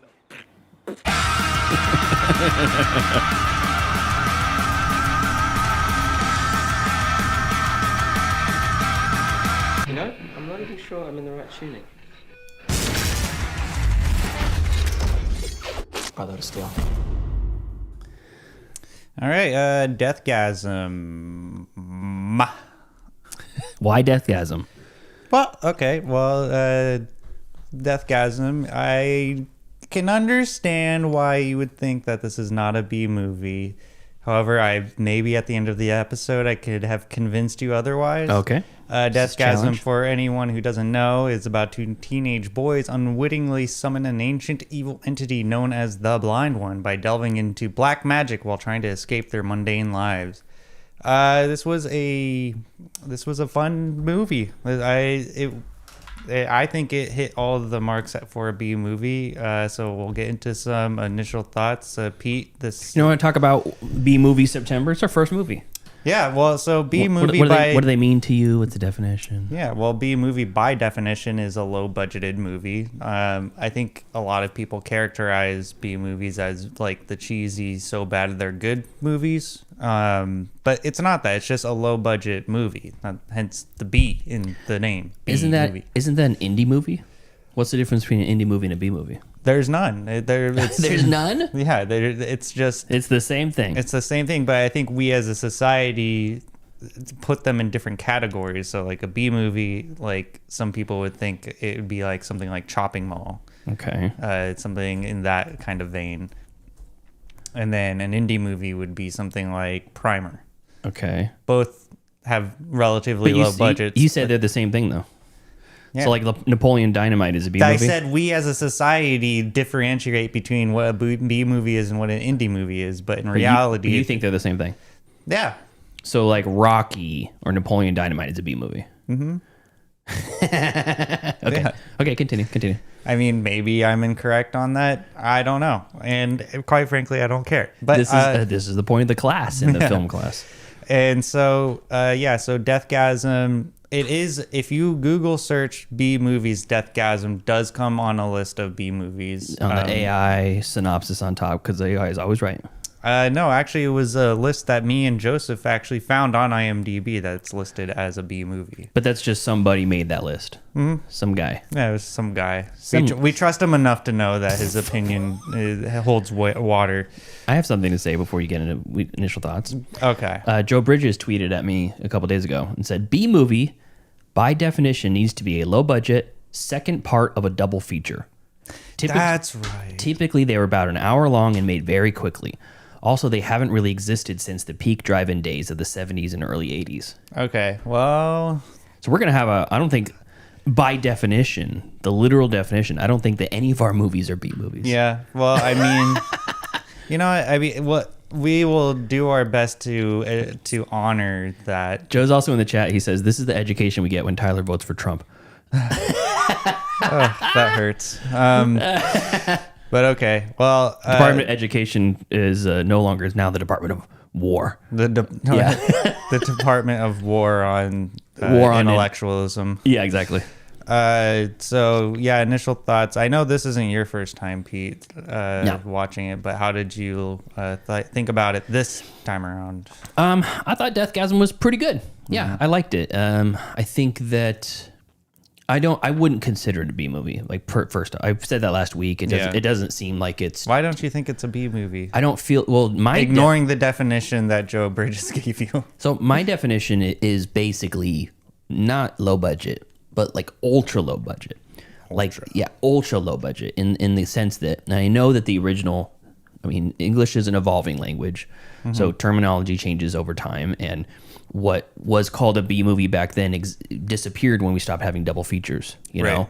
So people who are still using that terminology today, which is a lot of people, if they're not talking about the classics and like the 60s, 70s, and 80s B movies, a lot of people just think of them like, I don't know, like low budget creature features, right? Or funky shorter movies that are definitely very, very low budget, and you can tell that they're not hiring good talent. They're not taking a lot of extra takes. They're just, you get what you get with it. Yeah. So, having seen DEATHGASM, I felt like this was, although it is a low budget movie and it is an indie movie, it's the production quality is pretty damn good, and it felt like. Joe says B movies today would be like cheap movies that go straight to Tubi. That's a fucking great analogy. Yeah. But this one just feels too polished and like too good in a way. Again, that's just me having seen it already. Yeah. But demonic metal band of kids who find a scroll and summon an evil demon from the ninth dimension or whatever, and they have to defeat it by playing heavy metal music. It sounds perfect for that synopsis, or for that that genre. On paper, it hits the marks. Yeah, it does. And after having seen it again for the first time I watched it was like, how fun is this? Yeah, really great. Doesn't take itself too seriously. Very, very much over the top gore. There's gratuitous nudity and... No, there isn't. Yeah, sure there is. There's like 2 scenes. Yeah, there's on the mountaintop, the lightning strikes the girl and her boobs come out from the shirt or whatever. That's right. Yeah. And then like the mistress, maiden, whatever, the lightning bolts are coming out. She rips her She up. just takes her, pulls her robe off and is like, take me, oh blind one or whatever one. And it's like, it's not over the top, it's not sexualized, but it's like you get some toplessness, you get some blood and gore, and there's like sex toy kills in it and things like that. That was pretty funny. Yeah, it was more like raunchy and geared towards, I think, teenagers or like young teenage boys than I expected. Even though the synopsis is what it is and the plot is what it is and the main characters are teenage boys, I still feel like a lot of those movies are geared towards like the mid-20s guys or 30s and under. Right. This one felt more juvenile and in a fun way. You know, not cringy really almost at all. But then as I watched it again the second time with the concept of, is this a B movie or not? I think it feels more like that than I remember with the very, I don't want to say simple practical effects, but like the face masks were like rubber masks. Yeah. Where the people are talking and their mouths are kind of barely moving along with the talking. not bad, but just definitely not like a Hollywood level creature effects. No. Still really, really fun. And if I was part of this production and making this with my friends, or like being paid to make, makeup or do creature effects for this, I would be super fucking proud of this. Yeah. And I think the filmmakers should be very proud of it. So I almost feel like it's almost disrespectful in a way to call this a B movie, because those movies look like they're made with nothing, like no production, no budget, kind of just like rushed out in a weekend of shooting, and then maybe a week of shooting and a weekend worth of editing, and they're going to tack it on the end of a double feature. Oh, so you're like thinking of like the attitude of like Canon back in the 80s, where they would just churn out movies because it was a quick buck, rather than the care that maybe a group of friends correct. In a way, but I don't know. It's hard because by definition, it's not. None of these movies are B movies. So I almost have to pivot to like what I feel a B movie is. Yeah, and that's different, I think, for most people. Obviously, I think we've shifted the mindset as a society of what the definition of a B movie is, and it's pretty much tailored to whoever the individual. Correct. Like how do you interpret it? Like a noir. What's a noir movie? Right. Joe's. Hopefully Joe's in the chat still, and he can give us the actual definition, because I've heard him talk about this before, and I feel like it's has to be black and white, has to be a detective movie. I think I'm not 100% sure. We did go over the definition of noir. It had to be like black and white detective. I don't know the other specifics, but some people will say, oh, that's a great noir, or it feels like a noir. It's a neo noir. And I don't know if those, by definition, those are all just bullshit. Mm-hmm. Kind of like if you would just go by the straight definition of B movie, there's not that many of them out there. Yeah. At least not a lot that people like us know. Yeah, it would take some digging to find something like that. Yeah. But I mean, it's good to know the definition. But again, like you said, in the English language, words change over time. Yeah, and culturally, Yeah. So, anyways, like what was a hippie in 1969 versus what's considered a hippie today? Very different. You think so? I think so. I think it's still more or less the same. But per noir scholars is feeling as well. It's not a genre. Oh, interesting. Didn't know that. It's cool. So it's noir just a vibe. It's just a vibe. It's a vibe, bro. So anyways, as far as the vibe of DEATHGASM, very fun. Cool. I had a great time with it on a second watch. Nice. This was a first time watch for me. I think the only thing I knew about this movie was the main character Brody dressed up or face painted like a black metal artist, eating an ice cream cone with a blonde haired, blue eyed preppy girl. Yeah, if you just Google DEATHGASM, that's usually the picture you see. That's what I was familiar with, and I think I like reblogged that like on Tumblr years ago, saying this is me and which is now my current ex. Yeah. But upon initial thoughts, it's lukewarm on it. I do consider it a B movie because the acting isn't great. It has the story of a B movie, like we were saying. Like on paper, like if this movie was made in like the late 80s, like I think it would probably be have a little bit more of a cult status, because it is polished. And like if I worked on that production, I would be damn proud of the product that was the final product. On its own, it's like I struggled to like it, because it's definitely in my lane, because I love metal.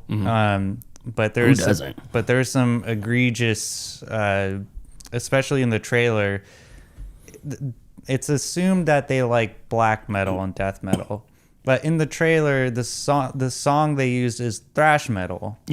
And then if you look in the kids' room, like there's posters of different metal bands, but I feel like the creator, the director, was going for, well, these kids are black metal kids, but then they're liking all the stuff that black metal kids would hate. So that took me out of the movie a little bit, because I was kind of like, come on, like when I was really into black metal, like I was definitely like an elitist when I was like 15 years old. What do you mean? Like and be like, this genre sucks. That's not real metal. Like I only listen to black metal on my Walkman.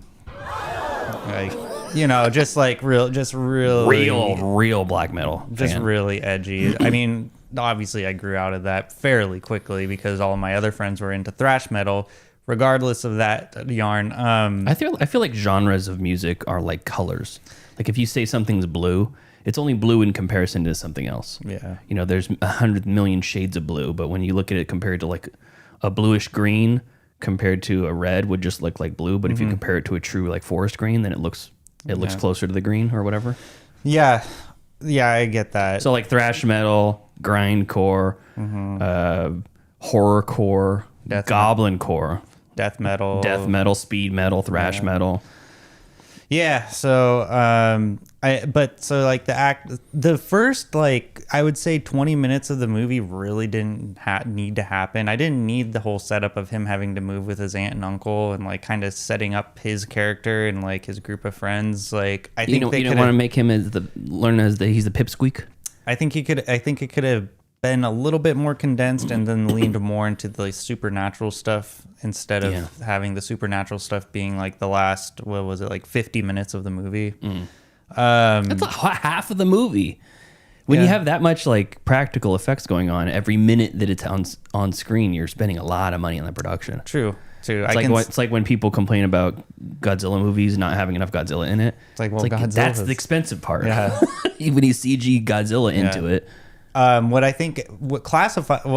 my opinion, what I think classifies it as a B movie though is just how like shitty the love story was, like how superficial everything was. The new friend coming into his life, he's like the chaotic force that he's never really had in his life.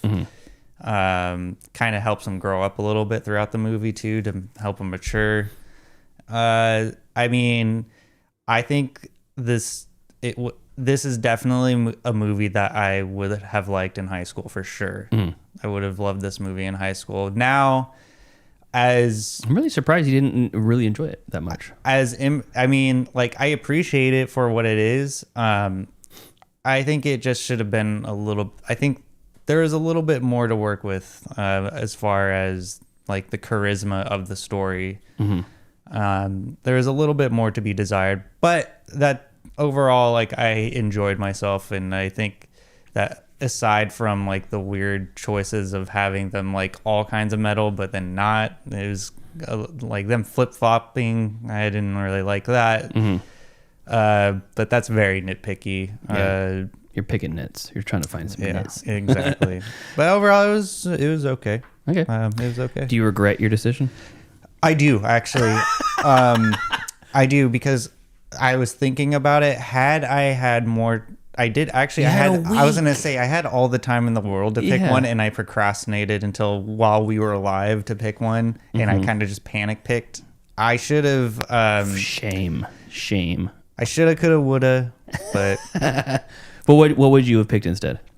I don't know. See, like, still procrastinated. I still procrastinated even now, but I figured what's done is done. So, you want to hear Joseph's review?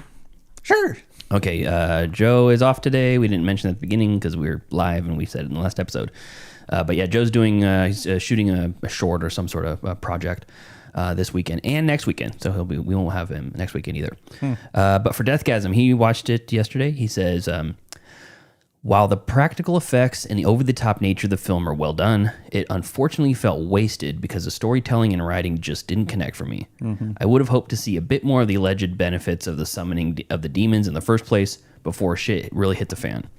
But it kind of just goes from 0 to 100 almost immediately. It felt like there may have been more written or maybe even more shot for the film, but was left out of the final cut. It just felt like something was missing. B-.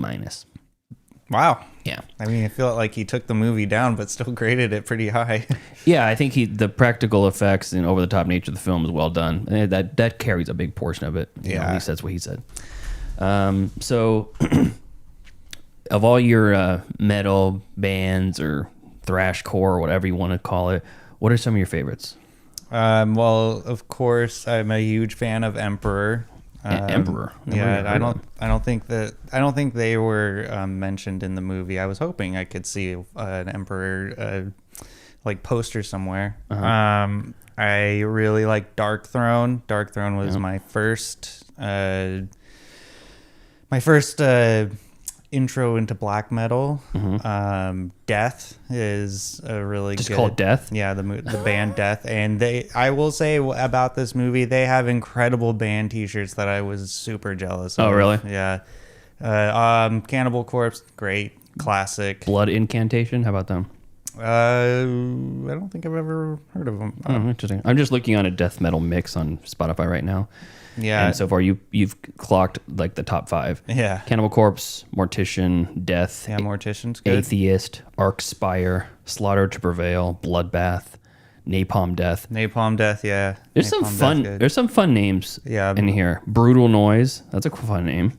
Yeah. There's a bunch of bands out there that you can just. I mean, Cattle Decapitation is a good one too. I think they had the one of the artwork in there. One of the CDs that she gave her, I think, was Cattle Decapitation. And so the one scene that I hated was that the dude had an anal cunt record on his person. He was like showing it to the girl, and I was like, for anyone who knows about that band, I can't remember the lead singer's last name. His name is Seth, though.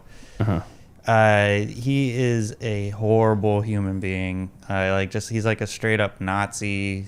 Do not support that band. It's also terrible. If I looked up that band's name on Spotify, and the top song is called "I Went Back in Time and Voted for Hitler." Yeah. See, my gosh, you're not joking. Yeah, so when I saw that, I was like, really? Like why would you, like, out of all the shocking bands that you could have picked, you picked that one to be the one that people would be shocked by if they've obviously people are watching that movie probably never heard of that band, but if you know, you know, sort of thing. How about Fart Barf? I don't know what that is. That sounds disgusting. Here's one. Here's a Fart Barf song. Doesn't sound like death metal. It sounds like Fart Barf.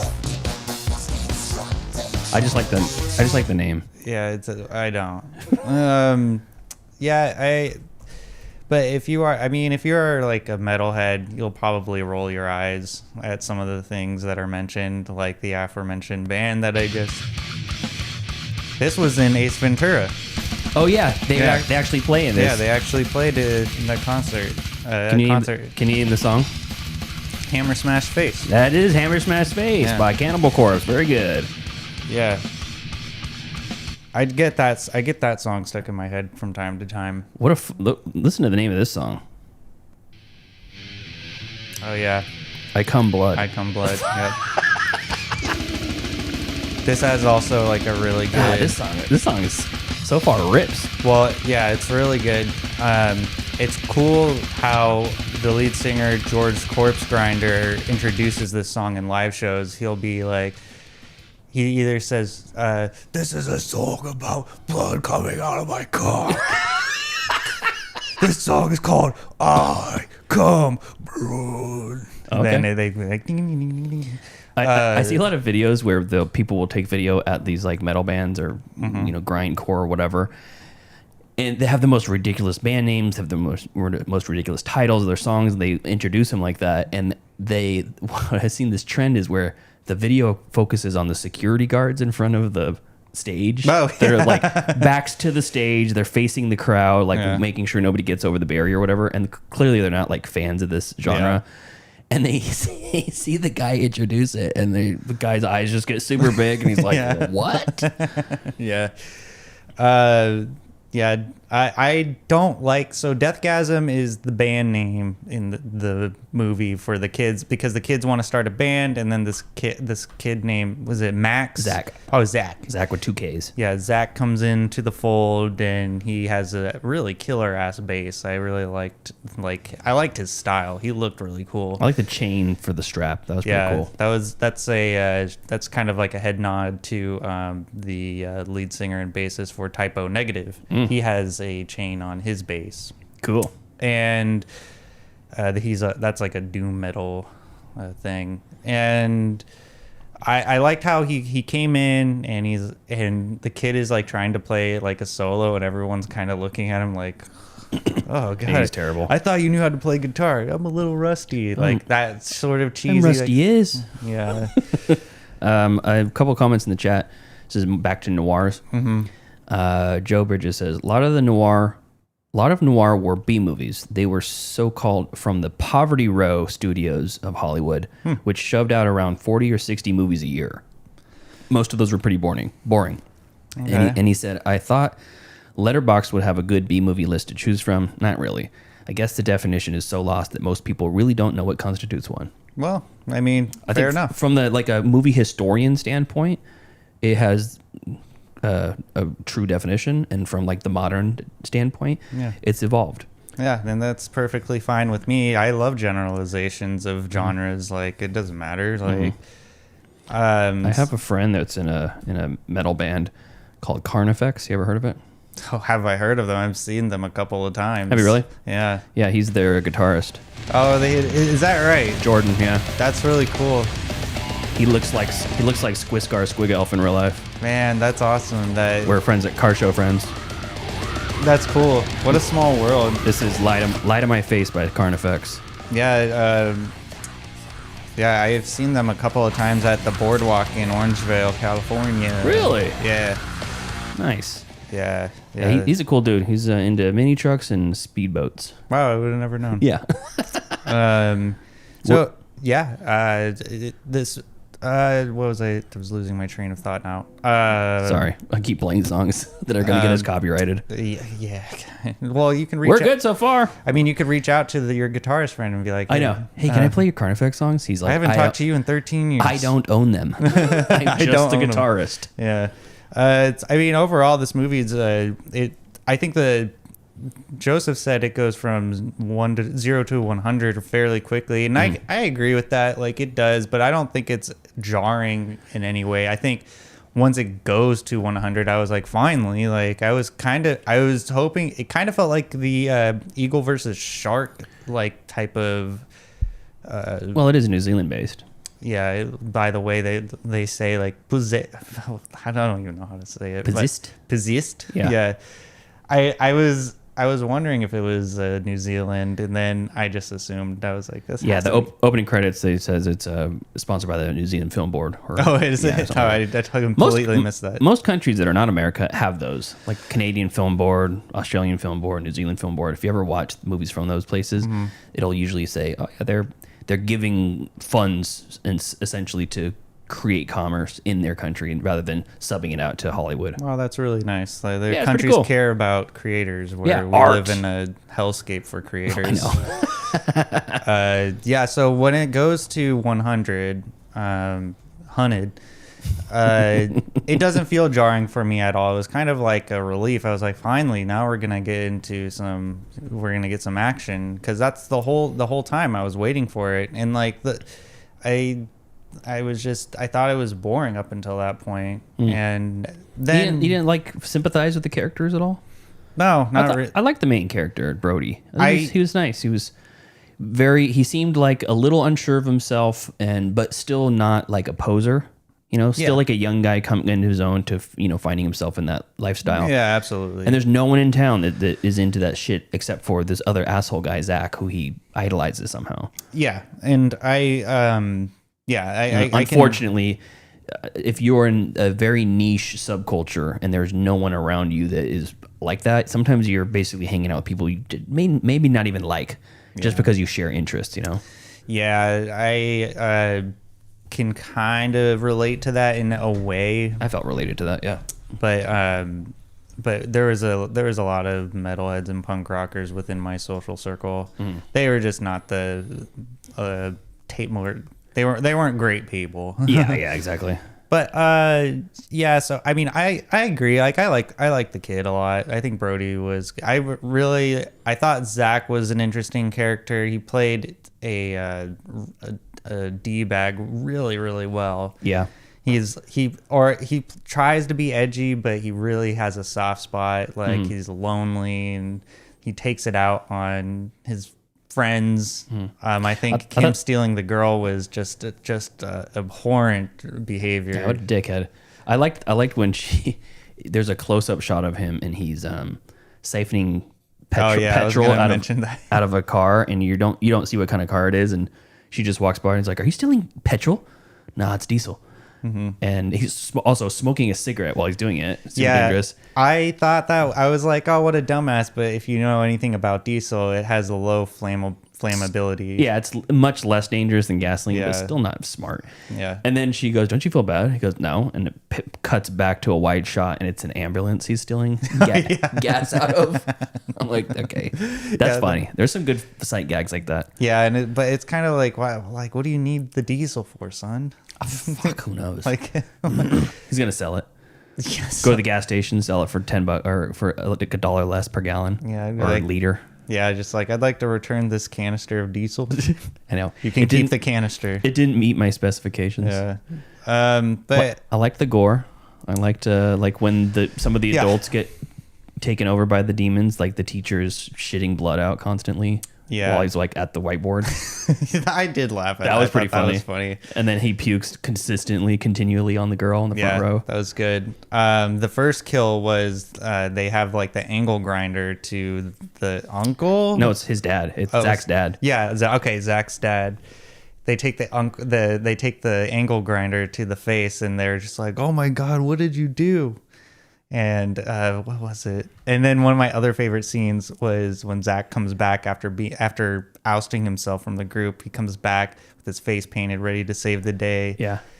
And the girl was just like, "Wait a minute, you came to save us, but you didn't have all that to do all the makeup." It's called corpse makeup. Yeah, it's called corpse makeup or corpse whatever. And then my favorite scene of all time, it was when Brody's getting attacked by one of the demon zombies. And Zach doesn't realize he's being attacked while he's drinking a beer. Oh yeah. And then he's like, "Wait, I got you." And then he finishes the like, beer. "Oh shit!" And then he finishes the beer. And then he hits the zombie over the head. I thought that was really hilarious as well. There's just little single funny scenes like that kind of like reeled me back into liking the movie a little bit more than I would have. So yeah, kudos to the creators for like putting in those little jokes and to keep my attention. The writer director of this, Jason Howden or Jason Lee Howden. After he made this, he also made Guns Akimbo. With Daniel Radcliffe? That weird ass one with Daniel Radcliffe. That was fun. Insane movie. Yeah, I've heard good things. And DEATHGASM 2 is set to release this year. I don't think it needs a second. It's in post-production. Oh, it's already made. Yeah, it's already made. It's coming out this year. Okay. Let me see. It's called DEATHGASM 2 Gormageddon. And same writer-director. Brody's coming back. Medina's coming back. I don't know if Zach's the same character. Let me see if Zach's the same character here. Let's see. Yep, same actor for Zach. We didn't even talk about his nerd friends that he met. Oh, yeah. They're kind of forgettable. Yeah, they don't play a huge part in the story. I mean, spoiler alerts, they die like towards the end. Let's see what else. He doesn't even really care. And then the director, James Howden, he's also like a visual effects guy. So he did VFX on the Borderlands movie, Ted, the TV series, 65 with Adam Driver, Guardians of the Galaxy Holiday Special, Lyle's Crocodile, Spiderhead, Elvis, 3,000 Years of Longing, Shang-Chi, Shadow in the Cloud, War for the Planet of the Apes. He was like, wow, he's done prolific. A lot of compositing, digital compositing, and VFX work. I always think it's really cool when special effects guys get into like directing movies. Yeah, it's great because I think they have a certain vision that some directors may not have. Mm-hmm. It's kind of like when Chad Stahelski, the guy that did John Wick. He was a stunt coordinator before. Right. Yeah. That's a really good example of someone who works behind like on. Of course, it's behind the camera. It's behind the scenes, but it's more so like a part of the crew rather than like the top build people. Mm-hmm. It's always interesting to see like their like sort of vision. Mm-hmm. I mean, like Ari Aster would probably be like the more famous one because he's by trade a writer. Yeah, but I mean, writers and directors, they kind of go hand in hand. I suppose there's a lot of that. But I mean, Lawrence Kasdan. Yeah. Ben Stiller. I was gonna say Ben Stiller, but no, he's a famous actor. Yeah, he's also a nepo baby. I guess it's kind of like the same attitude of someone who typically isn't in the director's chair, like going to the director's chair. I guess that's what I'm trying to get at. I like that. I got some trivia. The music video they're shooting in the woods wearing face paint is a reference to a well-known for being bad music video called "Call of the Winter Moon" by Immortal. Isn't that the one with the crazy old guy, the insane-looking old guy? No, it's just three young adults with corpse paint on running through the forest of Norway looking crazy. It's funny stuff. I think one of my friends had that music video on VHS. I wish I could have taken it from him before he moved to Portland. Pentagram is the one I'm thinking of. The band's called Pentagram. That old guy then just looks insane. This was shot in 20 days, entirely in West Auckland. Let's see, early 2016, Walmart refused to sell the movie because of the title DEATHGASM, and they renamed it a more acceptable title called Heavy Metal Apocalypse. Interesting. You want to know a fun trivia fact about my personal life is that a couple of my friends who were punk rockers as well, they had a band called Fear Action. Fear Action? Yeah. So when I heard DEATHGASM, I was like, oh, it's like Fear Action. That's really funny. The concept is based off of the first Evil Dead. Both movies are about teenagers who unknowingly summon demons, then both have to fight to survive and figure out a way to reverse the spell from the object that was used to release the curse in the first place. Yeah, I felt like it was early Peter Jackson and Sam Raimi inspired some of this stuff. Sure. Definitely the gore felt Peter Jackson inspired. In the DVD commentary, the writer-director said the opening black and white sequence was meant to emulate black metal album covers. Yeah. I can see it. Yeah. The film won the 2013 Make My Horror Movie contest and received a $200,000 prize to go towards production, which took place in mid-2014. Executive producer Ant Timpton cites Jason Howden's sheer enthusiasm and utter commitment as to why he won the project. That's cool. Yeah, that's pretty sweet. He says most of the takes were only done with one take. One of the scenes were done with almost one take. And I disagree with you that where all the acting was bad. I think Brody, the character Brody, and Zach were perfectly played.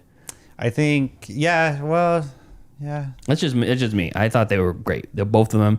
Oh, another great scene with Brody is when his dickhead cousin comes in the door after like he just got done murdering his aunt and uncle who were zombies or whatever or demons. Cousin comes in the door. He's like, "What the fuck is going on here?" And then he just chainsaws his head off. I don't think he was one of them. Oh yeah. He's definitely one of them. He was definitely a demon. He said something about Satan worshiping or something. He's like, I didn't hear that. Well, I did. Yeah, that was like Homer killing zombie Flanders. You know what? As much as I found that scene hilarious, I didn't like Zach's reaction to it. I thought he would have been a little bit more, have more respect for Brody. Even like, yeah, he killed a guy. I kind of expected him to give him a little nod after that too. Yeah, but I was like, all right, whatever. I mean, I also liked how they, they're all into like this like devil worship imagery, like gore, like blood and stuff. Even their handshake is so cool. Like they just do this and then like, yeah, that's a great handshake. I thought that was really awesome. But then when it comes to the actual real life shit of like doing black magic and like summoning demons, they are scared shitless, and you kind of not realize, but you understand, well, these are just kids. Like I would react in the same way if I was 15 and I summoned a demon. And oh, interesting. Many of the ways that the characters or the demons die contain references to songs like Hammer Smashed Face, the band called Brain Drill, and Zach's line about having his testicles grabbed, a reference to Cannibal Corpse's I Come Blood. Yeah, that's funny. I didn't realize that. Yeah. So I mean, yeah, if you're a metalhead, you'll get those, like with the Immortal like inspired music video sequence. Like as soon as they did that, I was like, yeah, that's cool. I always wanted to do that when I was a kid. What's your take on Death Clock? Metalocalypse? Yeah, the band Death Clock. Oh man, Brendan Small is great. He is incredible guitarist, really good songwriter, and his vocals are just spot on. I've had the opportunity. And we hate you. Yeah. Very good. Love the song. His overall his tone that he uses for his music is just really unique and really awesome. It's like whisper growling. Yeah. Shout out to Crank Amps for providing that tone for Death Clock. Crank? Oh, really? Yeah. It's I think he uses I can't remember the exact model. I wanted to get one, but they're like $1,200, so they're very expensive. But they sound really good. And if you like to play metal music, all you need is a Gibson Explorer, preferably all black with 2 EMG pickups, and then a crank amp, and then you're good to make a rich kid's. Look at you gatekeeping. How is it gatekeeping? All you need is these 5 very specific expensive things. Yeah, I mean, like, that's kind of like with any hobby. Like, they always, I hate the mantra of professionals saying, like, oh, you don't need the expensive stuff to be successful. It's like, well, then you don't need the expensive stuff to be successful. Why aren't you recording on some crappy equipment? Yes, you do need talent, and ultimately you need the talent, but also the equipment helps a lot. Like, I mean, look at us right here. Like, we started out with like Blue Yeti mics. Yeah. And that sounded okay, but it doesn't sound like the polished product we have now. And also we were a little bit more confident. We went from tens of listeners to hundreds. Still tens of listeners. Wow. 5 years later. Yeah, that's true. But I mean, I think we've garnered more respect from our peers. Joe Bridges would beg to differ. Joe Bridges, I don't know who that man is. Oh, he says that's your RFK impression was a 2.6, by the way. Jesus, with his out of 10. Fucking standards are way too high. It's not not your best work. It's not your Obama. I'll say that. Yeah, that's true. Anyways, I bring up Death Clock because I feel like they're one of the more accessible metal bands because it's a quote unquote fake band, but it's legit. It's legit real music, and they do play concerts. They've toured. Yes, he does. And he brings in stand-ins. It's a band. But I like it because if you're thinking I don't really want to get into like anal cunt or any of these other don't get into that regardless. Yeah, I don't want to get into some of like Cannibal Corpse or any of these like a little heavier shit, right? I want to get it, but I want to dip my toe into this like sort of heavier rock sort of then stuff. Listen to Metallica, you pussy. No, Metallica sucks. Are you serious? Not Metallica is not that bad. No, the old stuff is like groundbreaking. Yeah, the Black Album. Yeah, that's great. But if you want to like experiment with some of like the heavier shit, but without getting into like the ultra heavy or the people who are actually being arrested for having corpses in their basement and shit, watch Metalocalypse. It was an Adult Swim show for a while. Yeah. I think it's a lot of fun. And for every season they created an album to go along with it. Yeah. And the albums themselves were great. The first album, Death Album, was like a top selling metal album I've never been in that mindset to just dip my toe into a music genre. Like if I'm interested in something like a music genre, I'm going all in. That's why I started like when I got into metal, like first got into metal, I was like, oh, what's Dark Throne about? And once I heard it, it was like the scene in DEATHGASM where she's listening to the rap and then she listens to the CD that Brody gave her, and then like her pupils like went big, and then she's just had a metal gasm, if you will. Yeah. That's how it was with me. I was like, I really like the corpse paint look. I think that looks cool. And so like I put it on, and I had the same you put same corpse paint on? No, I did not. Poser, pussy. Yeah, you know what? That's fair to call me that, but I didn't have access I'm being facetious. I didn't have access to that makeup. I would have. I really would have. But I had the denim vest with the patches and the studs on it. You know, I had the outfit. I had the uniform. I don't feel like I need to wear a uniform to listen to a certain type of music, to be honest. But if you're as immersed in it as I was, like it was kind of like a natural progression of like wearing a Green Day shirt and black pants to wearing a Cannibal Corpse long sleeve with 2 zombies butchering a dead pregnant woman. Okay, there you go. Grandma did not like that. I'm sure Grandma and the pastor did not. Yeah, Grandma did not like when I was going through that phase, like I remember my mom telling me that she had a lot of conversations with Grandma, like that boy ain't right or something to that effect. And my mom's like, oh, that's just a phase. Turns out it wasn't, but I'm an adult now, so it'd look foolish like if I dressed like that.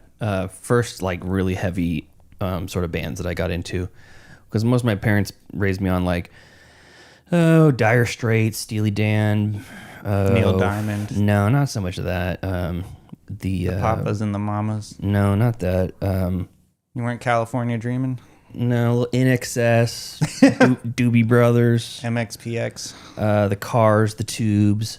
Very adult contemporary. And then more like a lot of classical stuff and like classic pop. And then They Might Be Giants was a big one. And then they, for some reason, they really started getting into country. Like modern country? No, like Brooks and Dunn and Travis Tritt, George Strait, stuff like that. Okay. I mean, there was like new 90s modern when Watermelon Crawl and Hoochie Coochie came out originally. I was a kid and my parents were like Achy Breaky Heart. Achy Breaky Heart, yeah, that was a standard. So those were all the music that I was exposed to. And then like when I got into like junior high, my friends were like, "Hey, we're gonna go build dirt jumps out back behind the high school, for our bikes, and you want to come out?" And we'd go out there. And someone had a boombox and they had Slipknot's self-titled album. Oh, nice! Fuck, man, that like blew my mind. That's like an epiphany right there. Yeah. It's like that's how it was for me. Like when I like first heard Black Flag, I was like, this is how music could be. Where have I been? Then it cascaded down from there. And now I like pretty much every kind of music genre. Yeah, it was that, and then I got into Static X, Paramount 5000, Mudvayne. New metal. Yeah, new metal. Well, a little bit new metal, or like I don't know. I don't even know what you call it. Limp Bizkit. Yeah, and then it kind of fell off for a while, and then it got into stuff like Bring Me the Horizon, Asking Alexandria, and like you like those scene girls, didn't you? They liked me. So Joe Bridges has a couple things. He says, quote, "I had the uniform. Yes, something a non-poser definitely says." And also, 90s country is pop music. It's not really country. I agree with that. Yeah, well, I'm being self-effacing, Joe. He's standing in front of you nude, warts and all. I mean, how much more can you describe it? It's a uniform. It is a uniform. I mean, it's a fun uniform. Don't get me wrong. It's like, two things can be true. So, anything else? No. Let's grade Deathgasm, Pete. Joseph gave it a B-. I'll probably give it a B. Almost a B+. Yeah. The story, again, the broad strokes of the story, fun, but the dialogue was okay at times and very lacking at times. You could tell it was a very low budget movie. You could tell they did stuff in maybe not so many takes or whatever. Yeah. But again, you have young actors, not necessarily fully established. They're all New Zealand based, so it's a much smaller pool of professional actors out there, and but the practical effects were really great. I thought that I had a lot of fun with it. It gave me vibes of Peter Jackson, Sam Raimi, and those are great things to be compared to. Yeah. So I had a lot of fun with it. B. Yeah, I'm in the same camp. I'll give it a solid B too. Again, cool. Just the I did, regardless of my nitpicking of the metal references, I still like that they referenced like cool metal stuff. Yeah. And I think the story was good. The gore was fantastic. And I mean, it's just it's a fun movie. I can definitely see myself watching it again. Okay. If I You gonna watch the second one? You gonna watch the sequel? I don't know. I'm undecided. Like, if it, it's covered on the show. All right, fine. All right. So yeah, that's it for Deathgasm. All right. Oops, this is still playing. Oh, well, cool. So we have next week's gonna be my movie, right? Well, yeah. Since I guess we're We're gonna have to do it that way because then next week it'll be Joseph, and the week after that it'll be Joseph, and he'll be back. Okay, cool. So what was your movie again, or did you change it? No, I'm gonna give it to you right now. Same movies. Yeah. And I just, for the music, I looked up B-movie soundtrack, and this is from Faster Pussycat Kill Kill. I feel like I would listen to this music thinking I was the main character in real life.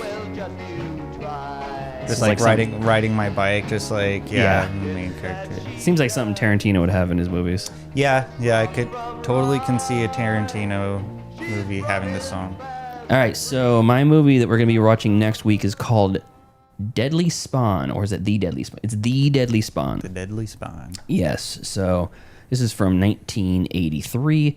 It's streaming on Shudder, Philo, and AMC Plus. So Shudder's pretty easily accessible. I have it through Amazon Prime. And let's see here. See if there's any recommendations based off of this. Sometimes it'll tell you similar movies. Similar movies you can watch for free. Vampiros Lesbos. Nice. And Killer Workout. And Bloody Friday. Bloody Friday. Yeah. I like the vampire lesbian one. I'm sure you do. Okay, so I'll give you the synopsis here. The Deadly Spawn is a... Oh, no, that's not that one. Where is the synopsis on this damn thing? Oh, here it is. When a meteorite touches down in the New Jersey woods... I swear to fucking God. The New Jersey woods. Look at this. Just watch. Are you kidding me? Don't go on IMDb like everyone else. Okay, yeah, let's do that. Just watch. Well, that tells you where it's streaming. Antiquated. Antiquated? Antiquated. Well, it tells you where to watch it. Okay, Deadly Spawn. Here we go. Okay. Alien creatures invade a small town, and 4 teenagers, along with a young boy, attempt to escape from them. They're pretty straightforward. Directed by Douglas McCown. Written by Douglas McCown and Ted Boas and John Dodds. Starring people you've never seen before, because this was all everyone's first time making a movie. Nice. Yeah. That should be fun. Very, very, very, very low budget. Let's see here. Some trivia just to give you a little bit of taste. Gene Simmons from Kiss currently owns the prop of the severed head of the kid's mother. It was given to him by Tim Sullivan when he interviewed Simmons for Fangoria in 1983. Sullivan awesome. was a PA on the set of the film, and then went on to produce Detroit Rock City and write and direct 2001 Maniacs and Driftwood. Man, I feel like I bet you Glenn Danzig was just like seething. I bet he wanted that. The effects of the mini spawn slithering across the floor in the basement was achieved by cutting an S, wriggling onto the floor, and pulling the spawns along under the floor. Interesting, they cut like an S shape in the floorboards, and then they pulled them along under the floorboards. Cool. Yeah. All right, that should be where can we watch it? We already talked about that. Shudder. Oh, yeah, Shudder, AMC Plus. That's right. Yeah, on Just Watch. After all, I have the attention span of the Deadly Spawn. It's okay. Yeah. So I like this one a lot. It feels like it's more of a creature feature than a B movie, but it's more of a B movie than Deathgasm is. So sure. So that's that. All right. Anything else? I think that's it. All right. So thank you to our cool ass Yard Duties over on Patreon. That's Javier, Heather, Michael, and Chris. And thank you to everyone in the chat, specifically Joe Bridges on the second half for keeping us company as we talk about Deathgasm. Yeah. And thanks for educating us a little bit. We don't pretend to be the teachers in this film class. We are the part of the class as well. Yeah. Half this shit we're doing, I mean, the reason why we changed this format to talk about one genre per month is so we can learn about it. Yeah. I didn't know anything about spaghetti westerns beforehand. Neither did I. And that was a really fun one. Yeah, that was our first one. I think we hit it out of the park. Yeah, that was good. So, anyways, until next time. Thank you for joining us as we talk about Deathgasm, the New Zealand death metal, what do you even call it? Fantasy adventure action movie. Yeah. Yeah, a lot of fun. Follow us next week as we review Deadly Spawn. Watch it on Shudder so you can chime in along with us as you watch our review next week.